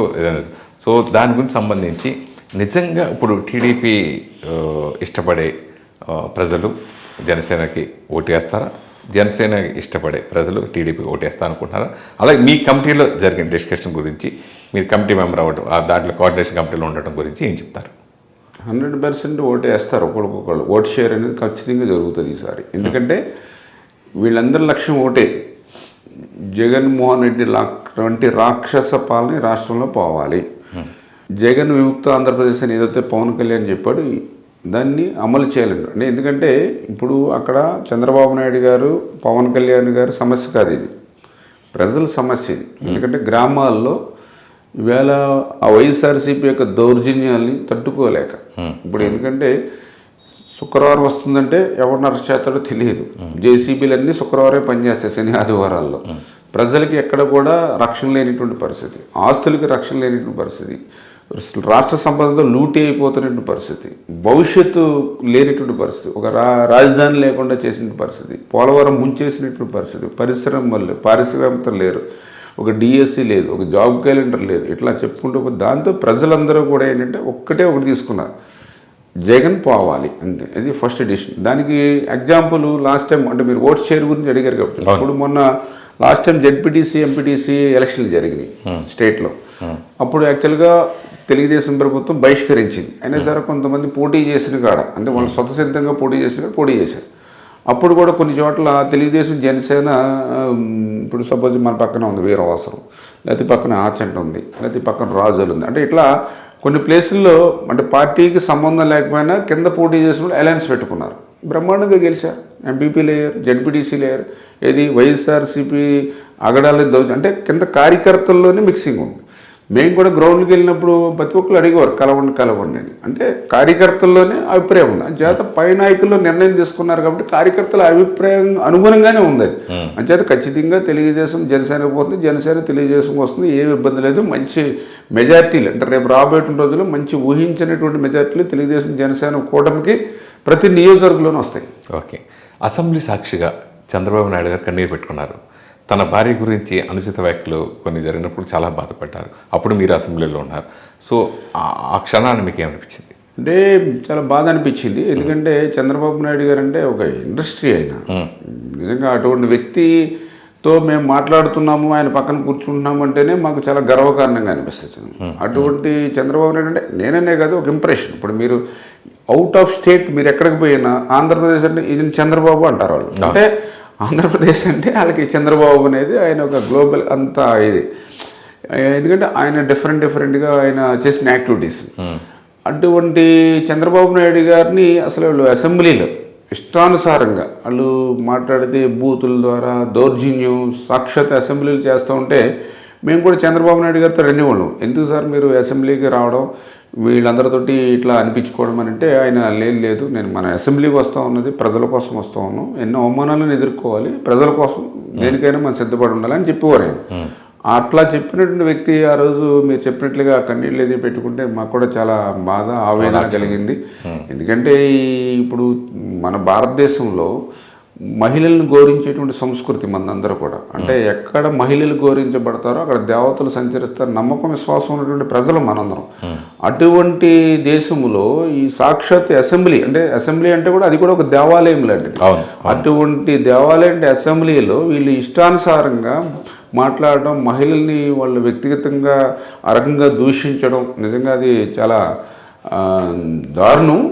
బాధ అనిపించింది ఏంటంటే ఈయన కన్నీళ్ళు పెట్టుకోవడం ఒకటి, దాన్ని కనీసం ముఖ్యమంత్రి స్థానంలో ఉన్నటువంటి జగన్మోహన్ రెడ్డి ఖండించి ఎవరైతే తప్పు చేశారో, ఎవరైతే తప్పుగా మాట్లాడారో వాళ్ళ మీద కనీసం చర్యలు తీసుకుని కనీసం ఆయన క్షమాపణలనే చెప్పి ఉండి ఆ వాక్యాలు వెనక్కి తీసుకుని ఉంటే కొంతమేరైనా అనుకునేవాను. కానీ ఇప్పుడు ఆవు చేలం వేస్తే దూడ గట్టును మేది కదా, అందుకని ఆయన అవలక్షణాలన్నీ వీళ్ళలో కూడా ఉన్నాయి కాబట్టి ఆ రోజు అట్లా జరిగింది. ఏదేమైనా ప్రజల్లో ఒక ఆలోచన అయితే వచ్చింది. ఎందుకంటే ఆ రోజు చంద్రబాబు నాయుడు గారు ఏదైతే నేను ప్రజాక్షేత్రంలోకి పోయి మళ్ళీ రేపు ముఖ్యమంత్రిగానే గౌరవ సభలో అడుగు పెడతానని ఏదైతే ఆ రోజు చెప్పి బయటకు వచ్చారో అది రేపు నిజం కాబోతోంది. ప్రజలు కూడా దాన్ని నిజం చేయబోతోంది. జగన్ ప్రభుత్వం ఇప్పుడు మెయిన్ వాళ్ళు చేసే ఇవన్నీ ఉచిత పథకాలు ఇవన్నీ కూడా అయ్యే తనను ఓట్లు వేసి గెలిపిస్తాయి అనే ఇదితో ఆ ఎమ్మెల్యేలు జగన్ గారు అందరూ అదే ధీమాతో ఉన్నారు. దాని గురించి మీరు చెప్తారు అని అంటే ఇప్పుడు ఏదైతే ఆయన సంక్షేమం అని చెప్పి చెప్తూ ఉన్నటువంటిది ఏదైతే ఉందో అది బోటకం అని చెప్పి ప్రజలకు అర్థమైంది. కేవలం ఏంటంటే టీవీ ఆన్ చేస్తే కలర్ఫుల్ ప్రకటనలు ఇస్తాడు, అదేవిధంగా ఏదైతే న్యూస్ పేపర్ చేస్తే కలర్ఫుల్ ప్రకటనలు ఇస్తాడు, కానీ క్షేత్రస్థాయిలో జరిగేదానికి దానికి సంబంధం లేదు. ఇప్పుడు తెలియని వాళ్ళు ఎవరైనా ఉంటే ఒకవేళ ఇస్తున్నాడేమో అనుకుంటున్నారు, మభ్య పెడుతున్నాడు, మాయ చేస్తూ ఉన్నాడు. కానీ వాస్తవంగా అక్కడ మోసగారి సంక్షేమం. ఓకే, ఈవేళ చాలా క్లియర్గా ఇప్పుడు ఉదాహరణకి మీకు గతంలో ఎవరైనా స్టూడెంట్ చదువుకుంటే వాళ్ళకి ఫీజు రియంబర్స్మెంట్ ఇచ్చేవారు. అది రాజశేఖర రెడ్డి ఉంది, తర్వాత కిరణ్ కుమార్ రెడ్డి ఇచ్చాడు, చంద్రబాబు నాయుడు ఇచ్చాడు. డైరెక్ట్గా కాలేజ్ అకౌంట్లో పడిపోయేది ఏది ఆ 70,000 ఫీజు రియంబర్స్మెంట్. ఇప్పుడు వీడేం చేశాడు, దాన్ని 4 ముక్కలు చేశాడు. 70,000 అంటే ఓకే 18,000 ఎంతో పడుతుంది. వీడు 3 ముక్కలు 4 సార్లు అడ్వర్టైజ్మెంట్ వేస్తాడు, 4 సార్లు బటన్ నొక్కుతాడు దానికి. అని చేత మీరు ఏంటో 4 సార్లు చూసేటప్పటికి ఏదో చేస్తుంటారు అనుకుంటారు. ఇట్లాంటి ఒక 10 పథకాలు 40 బటన్లు నొక్కుతాడు. ఇందుకే అక్కడ చేరేది లేదు. ఇప్పుడు నేను వెళ్తూ ఉంటే ఆ ఫీజు రింబర్స్మెంట్ 4 ముక్కలు చేశాడు జగన్ ఏదో విద్యాదీవుని, ఒక 2 ముక్కలు రా వాళ్ళకి, మళ్ళీ వాళ్ళు డబ్బులు కట్టాలి. డబ్బులు కట్టకపోతే వీళ్ళు సర్టిఫికెట్లు ఇవ్వరు. అంటే క్షేత్రస్థాయిలో జరిగే పని ఇది. ఇప్పుడు నేను వెళ్తా పెన్షన్ ఆగిపోయింది అంటారు. ఏంటమ్మా అని అడిగితే కరెంటు బిల్లు ఎక్కువ వచ్చిందని ఆగిపోయింది అంటారు. వాళ్ళు చూస్తే తాటాకిల్లు ఏంటని అడిగితే ఏదో ఇడ్లీలు అమ్ముకుంటుంది ఆవిడ, ఆ గ్రైండర్ తిప్పుకుంది, కరెంటు బిల్లు ఎక్కువ వచ్చింది, పెన్షన్ పోయింది ఆవిడ వితంతో. అంటే ఇంకొకళ్ళు ఎవరికి వెళ్తే పిల్లలు ఎక్కడో ఐటీ రిటర్న్స్ వేశారంట, నీకు రేషన్ కార్డు కట్ అన్నాడు. పిల్లలు ఎక్కడో అంటే బెంగళూరులో వాళ్ళు ఎందుకు వేశారు ఐటీ రిటర్న్స్ అంటే డబ్బులు ఎక్కువే కాదు, వాళ్ళు ఏదో ఇల్లు కట్టుకుంటాకి వాళ్ళు బ్యాంక్ లోన్కి వెళ్తే బ్యాంక్ లోన్ వాడు ఏంటంటే ఇన్కమ్ చూపించాలి కాబట్టి రిటర్న్స్ అయిపోయినాయి. లోన్ కోసం రిటర్న్స్ అయితే ఈ తండ్రికి రేషన్ కార్డు పోయింది. అంటే ఇట్లాంటి మోసగార సంక్షేమం ఇది ఒక ఎత్తు. రెండోది ఈవేళ 10 రూపాయలు ఇచ్చి 100 రూపాయలు లాక్కుంటాడు అనేది కూడా ఈవేళ మహిళల్లో చాలా ఎక్కువగా ఉంది, చాలా క్లియర్గా. ఎందుకంటే ఏదైతే ఇప్పుడు పప్పులు ఉప్పులు నిత్యావసరాలు gas diesel petrol current RTC ఇట్లా విపరీతంగా అన్నీ పెంచేసి దోచేస్తున్నాడు మన దగ్గర. ఏది 10 రూపాయలు ఇస్తున్నాడు 100 రూపాయలు లాక్కుంటాడు అనేది కూడా వీళ్ళ మహిళలో ఉంది. అందుచేత ఇవన్నీ కూడా ఆలోచన ఉంది ప్రజలందరిలో. కొని ఇంకా సంక్షేమం అంటే తెలుగుదేశమే. ఎందుకంటే అసలు రాష్ట్రంలో ఒక దేశానికి సంక్షేమాన్ని పరిచయం చేసింది తెలుగుదేశం పార్టీ, ఎన్టీ రామారావు గారు.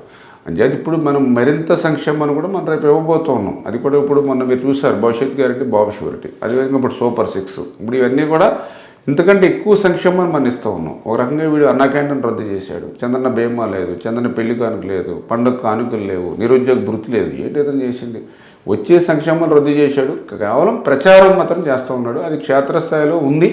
అందుకే ఈరోజు ఎవరు చెప్పినా కూడా ఒకటే చెప్తూ ఉన్నారు కదా, 175కి 160 ఈ యొక్క కూటమి తెలుగుదేశం జనసేన బీజేపీకి రాష్ట్రంలో గెలుచుకోబోతుంది. సింగిల్ డిజిట్ రాకపోయినా వైఎస్ఆర్సీపీకి ఆశ్చర్యం లేదనేది ఈవేళ ప్రజల్లో ఉన్న పరిస్థితి మీరు కూడా చూస్తున్నారు. సాక్షాత్ ఈవేళ వైఎస్ఆర్సీపీ ఎమ్మెల్యేలు ఎక్కడ జాయిన్ అవుతూ ఉన్నారు, మనం అవకాశం ఇస్తే మన దాంట్లోకి వస్తూ ఉన్నారు, మనం అవకాశం ఇవ్వకపోతే కాంగ్రెస్కో బీజేపీకో చేరుతూ ఉన్నారు కదా. ఈరోజు జనసేనలో సాక్షాత్ ఎంపీ టికెట్ ఇస్తారంటే దండం పెట్టి వెళ్ళిపోతూ ఉన్నారు. కొంతమంది సీనియర్ నాయకులు అయితే మా పిల్లల్ని పెట్టుకుంటాం మా అబ్బాయిని దింపుతూ ఉంటున్నారు. వాళ్ళకి ముందు చూపులోనే వాళ్ళకి అర్థమయ్యి వాళ్ళ రాజకీయ అనుభవం అర్థమైంది. అంచేత నీ టికెట్ ఇస్తానంటేనే పోటీ చేయడానికి ఎమ్మెల్యేలు ఎంపీలు రాకపోతే ఇంక నీ పార్టీ ఏ స్థాయిలో ఉంది. అంచేత ఖచ్చితంగా రేపు ఫెయిల్యూర్స్, అందులో కూడా పైగా ఆయన ఎక్కువ వాలంటీర్స్ నమ్ముకున్నాడు, కార్యకర్తలను అందరినీ నిర్లక్ష్యం చేశాడు. దాంతో ఇప్పుడు వాళ్ళు కూడా ఒక ఆవేదన ఉంది, ఈ 5 సంవత్సరాల తర్వాత మేము గుర్తుకొచ్చామా అని. అంచేత కార్యకర్తలు కూడా వైఎస్ఆర్సీపీ కార్డు వదిలేశారు. మరి వాలంటీర్స్ అంటే ఈ 1 మంత్ వాళ్ళు పనిచేయడం లేదు. ఈ రకంగా వాళ్ళకి రేపు బూత్ లెవెల్లో కూడా వాళ్ళు మేనేజ్మెంట్లో కూడా ఫెయిల్ అవుతారు. ఖచ్చితంగా జగన్మోహన్ రెడ్డి ఆ సింగిల్ డిజిట్కి పరిమితమైన ఆశ్చర్యలేని పరిస్థితి. జగన్మోహన్ రెడ్డి సిస్టర్ మన షర్మిల కాంగ్రెస్ ప్రభుత్వం ద్వారా రావటం దాని గురించి అదే కూడా ఇవాళ చర్చనీయాంశం అవుతుంది. ఎందుకంటే ఒక తల్లిని చెల్లిని ప్రేమించలేని వ్యక్తి ఆంధ్రప్రదేశ్ రాష్ట్ర ప్రజలను ప్రేమించగలుగుతాడు అనేది ఇప్పుడు పెద్ద బిగ్కి వచ్చిన వేళ ఆంధ్రప్రదేశ్ రాష్ట్రంలో. ఎందుకంటే మనకు కూడా సెంటిమెంట్ ఉంటుంది, అటువంటి సెంటిమెంట్ని కాదని తల్లిని పొరుగు రాష్ట్రానికి తోలేశారు. చెల్లినైతే ఇంకా ఆమె చెప్పింది చాలా క్లియర్గా, ఏదైతే ఇతను 420 మనం చెప్పడం కాదు ఆవిడే చెప్పింది. అది ఇంకొక చెల్లెలు ఉంది చిన్న కూతురు, ఆ చెల్లి కూడా చెప్పింది. ఎందుకంటే ఒక బాబాయ్ని గొడ్డల పోటుతో వేసేసిన వాళ్ళు రేపు రాష్ట్ర ప్రజలకు ఏమో రక్షణ ఇస్తారు అని చేత వైఎస్ఆర్సీపీని ఓడించండి అని చెప్పి ఈవేళ సాక్షాత్తు ఆయన సొంత చెల్లి చెప్తూ ఉంది, చిన్నాన్న కూతురు చెల్లి చెప్తూ ఉంది. అంటే అమ్మేమో దూరం అయిపోయింది. అంటే ఈ రకంగా ప్రజల్లో కూడా అంటే వాళ్ళ తల్లి చెల్లిని చూడలేని వాళ్ళు ప్రజల్ని ఏం చూస్తాడు అనేటువంటిది ఈవేళ ఆయనకి ఖచ్చితంగా అది రేపు భవిష్యత్తులో మైనస్సే. నాకు తెలుసుండి ఆవిడ షర్మిల కొంచెం లేట్గా ఏపీలో ఎంటర్ అయింది. యాక్చువల్గా ఆవిడ తెలంగాణలో కంటే ముందుగా ఏపీలోకి వచ్చుంటే ఇప్పుడు కొంచెం బాగా ఎక్కువ ప్రభావం చూపగలిగి ఉండేది ఈ ఎలక్షన్లో. కానీ నాకు తెలుసుంటే రేపు 2029 నెక్స్ట్ ఎలక్షన్కి ఇంకా అంటే ఇప్పుడు ఈ జగన్మోహన్ రెడ్డి చరిష్మా ఏమీ లేదు వైఎస్ఆర్సీపీలో. మొన్న 151 సీట్లు వచ్చినా వాళ్ళకి అన్ని ఓట్లు వచ్చినాయి అంటే ఓన్లీ వన్ రాజశేఖర్ రెడ్డి అందులో మనం ఒప్పుని తీరాలి. అంచేత ఇప్పుడు రాజశేఖర రెడ్డిని నమ్ముకున్న వాళ్ళందరూ వైఎస్ఆర్సీపీకి వచ్చారు, ఇది జగన్మోహన్ రెడ్డి నాయకత్వం. కానీ వీళ్ళందరికీ ఏంటంటే ఇతను ఫెయిల్యూర్ క్యాండిడేటు, ఇతను శాడిస్టు, మనకి ఇంటర్వ్యూలు ఇవ్వడు, అతను ఇష్టానుసారంగా చేసుకుంటాడు, దోపుడి లూటి, ఇతను ధనదాహం, ఇవన్నీ కూడా వాళ్ళకి అర్థమైంది. అంచేత షర్మిల వాళ్ళకి ప్రత్యామ్నాయం కనిపిస్తుంది. అంటే వాళ్ళకి ఏంటంటే ఆ కేడర్కి ఇప్పుడు నాయకుడు అంటే మారచ్చు కానీ కార్యకర్తలు మారరు.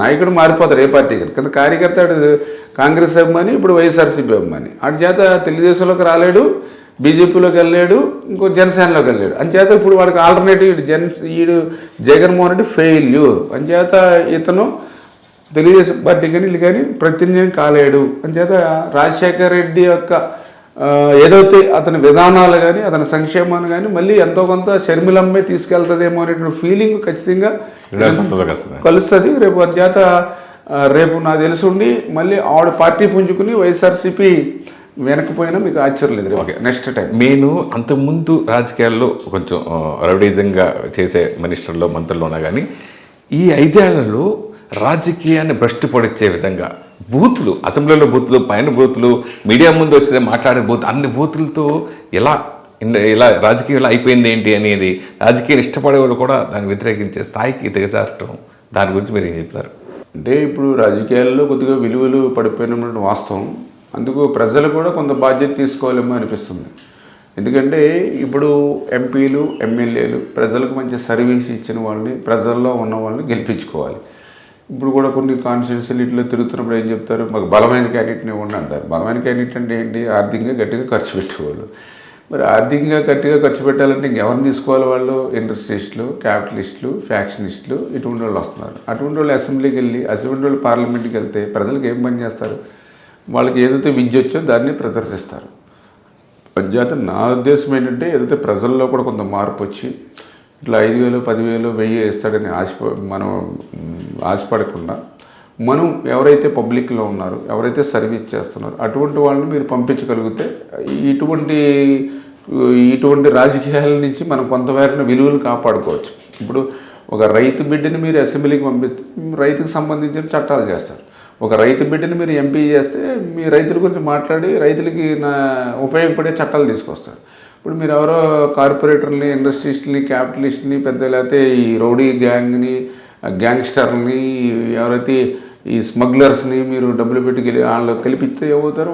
వాళ్ళకు అనుకూలంగా చేస్తారు. అందుచేత కొంత భవిష్యత్తులో అయినా ప్రజల్లో కొంత మార్పు వచ్చి కొంచెం మంచి నాయకుడికి పార్టీలు కూడా ధైర్యం చేయలేకపోతున్నాయి. ఇప్పుడు మీరు చెప్పినట్లు ఇప్పుడు మేమైనా తెలుగుదేశం పార్టీ అయినా ఇప్పుడు ధైర్యం చేసి పనిచేసి కూడా సీట్ ఇవ్వలేకపోతా ఉన్నాం. ఎందుకంటే అతనికి ఇస్తే ప్రజలు మళ్ళీ గెలిపిస్తారా లేదా?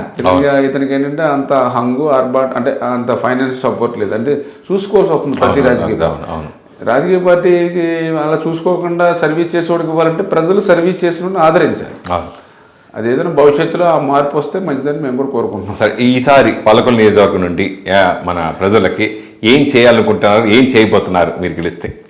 ఖచ్చితంగా ఏదైతే మన పాలకొల్లు నియోజకవర్గం ఇప్పుడే నేను చెప్పాను మీకు క్లియర్గా. రేపు మీరే అడిగారు, మీరు ఈ మంత్రిగా అవబోతున్నారు, ఆ శాఖ ఈ శాఖ. నేను ఒకటే చెప్పాను, నాకు మంత్రి శాఖ అంటే అది 1 సంవత్సరం, 2 సంవత్సరాలు, 5 సంవత్సరాలు చేసే పదవి కాదు. రేపు నేను ఉన్నా లేకపోయినా శాశ్వతంగా నా పాలకులో నా పనులు కనపడాలి. ఏదైతే ఈ యొక్క బ్యాలెన్స్ పనులు ఏదైతే 20-30% అంటే ఏవైతే మహిళలు సొంతింటి కళ నేర్చేటువంటి టిట్కో ఇళ్ళు 100% పూర్తి చేసి ఉచితంగానే వాళ్ళ ఇళ్లలో దిగబెట్టి అక్కడ మౌలిక వసతులు ఇవ్వాలి. ఏదైతే ఈవేళ నా ప్రాంతంలో త్రాగునీరు లేకపోతున్న ఇబ్బందుల నుంచి డైరెక్ట్గా విద్యేశ్వరం నుంచి డైరెక్ట్గా పైప్ లైన్ తోటి సురక్షితమైన త్రాగునీరు ప్రతి ఇంటికి ఇవ్వాలి. ఎవరైతే ఈవేళ రైతులు ఇబ్బందులు పడుతూ ఉన్నారో, పంట పండించడం కంటే పంట మానుకోవడం మేలని అనుకునేటువంటి పరిస్థితులు ఈవేళ కౌలు రైతు ఎవరైతే ఉన్నారో వాళ్ళని ఆదుకునేటువంటి విధంగా, వ్యవసాయం కూడా లాభసాటిగా ఉందనేటువంటి విధంగా అతనికి అన్ని సౌకర్యాలు మనం కల్పించాలి. అదేవిధంగా ఏదైతే ఇప్పుడు పాలకొల్లు పట్టణంలో దోమలతోటి, పందులతోటి ఇబ్బందులు పడుతూ రిజర్వ్ సైట్లన్నీ కూడా మరి ఏదైతే ఈ యొక్క డ్రైనేజీలాగా తయారైందో అటువంటి రిజర్వ్ సైట్లన్నీ కూడా ఒక మంచి పార్కుల మాదిరిగా 132 రిజర్వ్ సైట్లు ఉన్నాయి టౌన్లో. 132 పార్కులుగా మనం తీర్చిదిద్దాలి. ఏదైతే ఈవేళ నేను పాలకొల్లో ఒక శ్మశాన వాటిని ఏ రకంగా అయితే సుందర వనంగా మార్చానో, అదేవిధంగా నా నియోజకవర్గంలో ఉన్నటువంటి 67 గ్రామాల్లోనూ కూడా ఇంకా కొన్ని వార్డుల్లో ఉన్నటువంటి శ్మశాన వాటికలు కూడా ఆ మాదిరిగా సుందరంగా తీర్చిదిద్దాలి. అదేవిధంగా ఏదైతే మరి ఈ యొక్క కళాక్షేత్రం ఏదైతే అభివృద్ధి చేసి మళ్ళీ కళలకి కళాకారులకి, ఎందుకంటే నేనైతే చెప్తున్నానంటే ఇప్పుడు శ్రీకృష్ణదేవరాయలు కళలను పోషించేవాడు అంటే ప్రజలు కూడా సుభిక్షంగా ఉంటారు. కళలను పోషిస్తే, కళాకారులను పోషిస్తే ప్రజలు కూడా సుభిక్షంగా ఉంటారు. అట్లా ప్రతి విషయం మీద ఒక విజన్ ఉంది. అదేవిధంగా ఆక్వా రైతు, అదేవిధంగా కొబ్బరి రైతు, ఇట్లా వీళ్ళందరినీ కూడా ఆదుకుని, అదేవిధంగా ఎడ్యుకేషన్ పరంగా కూడా కొంచెం మా పాలకొల్లు సోర్సెస్ తక్కువ ఉన్నాయి. అవి కూడా రేపు భవిష్యత్తులో పనిచేయాలని, అందులో కూడా పర్టికులర్ ఇప్పుడు మాకు ఏదైతే గవర్నమెంట్ హాస్పిటల్ ఉంది, 50 పడకల ఆసుపత్రి ఉంటే దాన్ని నేను 100 పడకల ఆసుపత్రిగా మార్చి 12,60,00,000 రూపాయలు శాంక్షన్ చేస్తే 6 నెలలు అవ్వాల్సిన పనులు ఈరోజు 5 సంవత్సరాలు కూడా పూర్తవనటువంటి దుస్థితి ఇవాళ ఈ ప్రభుత్వం ఏదైతుందో రేపు మనం వచ్చిన వెంటనే దాన్ని 100 పడకల ఆసుపత్రికి ఇమ్మీడియట్లీ క్లియర్ చేయడమే కాకుండా 100 పడకల ఆసుపత్రికి కావాల్సినటువంటి ఎక్విప్మెంటు, డాక్టర్స్ని అరేంజ్ చేయడమే కాకుండా అక్కడ ఒక డయాలసిస్ సెంటర్, ఒక ట్రామా కేర్ సెంటర్ కూడా పాలకొల్లో పెట్టాలని. ఎందుకంటే ఈవేళ డయాలసిస్ ఇక్కడ వారం ఏలూరు లేకపోతే అమలాపురం స్లాట్ ఇస్తూ ఉన్నాడు. రాత్రి 3 గంటలకు స్లాట్ ఇస్తే ఇప్పుడు పాలకొల్లో 12 గంటలకు బయలుదేరి అక్కడ వేచి ఉండాలి అర్ధరాత్రి. అటువంటి పరిస్థితి లేకుండా ఇక్కడే ఒక డయాలసిస్ సెంటర్. అదేవిధంగా మాకు 2 నేషనల్ హైవే ఉన్నాయి, చాలా యాక్సిడెంట్ కేసులు ఉంటున్నాయి, ఇమ్మీడియట్లో ఒక ట్రామా కేర్ సెంటర్. అంటే ఇట్లా నాకు టైంలో చాలా విజన్ ఉంది. ఖచ్చితంగా పాలకొల్లని అభివృద్ధిలోను సంక్షేమంలోను ఆంధ్రప్రదేశ్లో అగ్రస్థానంలో నిలపాలి. అంచేత నాకు మంత్రుల శాఖల ఇవన్నీ కాదు, ఖచ్చితంగా ఆ పాలకొల్లు ప్రజలు రుణం తీర్చుకునేటువంటి విధంగా నేను పాలకొల్లుకి పని చేయాలనేటువంటి ఆలోచనే నాది, ఏకైక ఆలోచన. నిమ్మల రామానాయుడు ఎన్ని టర్ముల్లో చక్రం తిప్పుతాడు రాజకీయంగా? అది మనకి ప్రజలకి ఎంతవరకు మనం సేవ చేయగలుగుతాం అంతవరకు మనం సేవ చేయగలుగుతాం. పదవుల మీద చక్రం తిప్పకుండా సేవ ఎంతవరకు చేయగలుగుతాం అంతవరకు. అయితే ఒక్కొక్కప్పుడు మాకు కూడా అనిపిస్తూ ఉంటుంది, ఓకే ఇవాళ నేను ఎమ్మెల్యే అని చెప్పుకోవడానికంటే కూడా ఒక ధర్మారావు ఫౌండేషన్ చైర్మన్గా చెప్పుకోవడానికి ఎక్కువ ఇష్టపడతాం. ఎందుకంటే మేము ఇంత కష్టపడి పని చేసిన ఒక్కొక్కసారి విమర్శలు వస్తూ ఉంటాయి, అది బాధ అనిపిస్తూ ఉంటుంది. వాళ్ళు సాక్షిపత్రికి ఒకవేళ తప్పుజారు మనం చదివిన, లేదా వైఎస్ఆర్సీపీ వాళ్ళు యూట్యూబ్లో ఓపెన్ చేసిన, అరే చాలా బాధ అనిపిస్తుంటుంది, రాజకీయాలు అనిపిస్తూ ఉంటుంది. చేత రాజకీయాలు కూడా ఇట్లా మారిపోతున్నాయి. నెక్స్ట్ ఫైనాన్షియల్గా కూడా అయిపోయినాయి రాజకీయాలు కూడా. ఇప్పుడు కూడా పాలకొల్లో ఇప్పుడు అసలు మా పాలకొల్లకు సంబంధం లేనటువంటి వ్యక్తి, ఆయన ముక్కు తెలియదు, ముఖం తెలియదు, ఫ్లెక్స్ల్లో చూసి చూడటమే తప్ప ఈ పాలకొల్ల మీద ఆయనకు అవగాహన లేదు. ఈ పాలకొల్లకు ఎన్ని గ్రామాలు ఉన్నాయో తెలియదు, గ్రామాల సరిహద్దులు ఏంటో తెలియదు, ఏ గ్రామంలో ఏ సమస్య ఉందో తెలియదు. కానీ నా దగ్గర డబ్బులు ఉన్నాయి, నేను 5,000 ఇస్తాను, రేపు గెలుస్తానని చెప్తూ ఉంటే ఏంటి ఎక్కడ పోతున్నాయి రాజకీయాలు అనిపిస్తూ ఉంది. ఏంటి ఇప్పుడు కోవిడ్లు, వరదలు అన్నీ అంటి పెట్టుకున్న వాళ్ళు మరి మాలాంటి సర్వీస్ చేసే వాళ్ళు ఏమైపోతాం, ఇట్లా డబ్బులే ప్రధానం అవుతాయి, కులమే ప్రధానం అవుతాయి, ఏంటి పరిస్థితి అని అనిపిస్తూ ఉంటుంది. అందుకని ఏంటంటే భవిష్యత్తులో కూడా నాకు కూడా అనిపిస్తుంది ఎక్కువ కాలం రాజకీయాలు చేయలేమేమో ఇటువంటి స్థితిలో అవుతాయి. అంచేతే అవకాశం ఉన్నంత వరకు నాకు ఏదైతే బ్యాలెన్స్ ఏవైతే ఉన్నాయో అవన్నీ కూడా కంప్లీట్ చేసుకుని ఇది ఈ రకమైనటువంటి పరిస్థితి అంటే ప్రజల్లో ఇంకా డబ్బులు, కులం, మతం ప్రభావం చూపితే ఎక్కువ కాలం మాలాంటి వాళ్ళు కూడా రాజకీయాల్లో ఉండలేమో అనిపిస్తూ ఉంటుంది. థ్యాంక్ యూ అండి, మీ విలువైన సమయం. Thank you so much.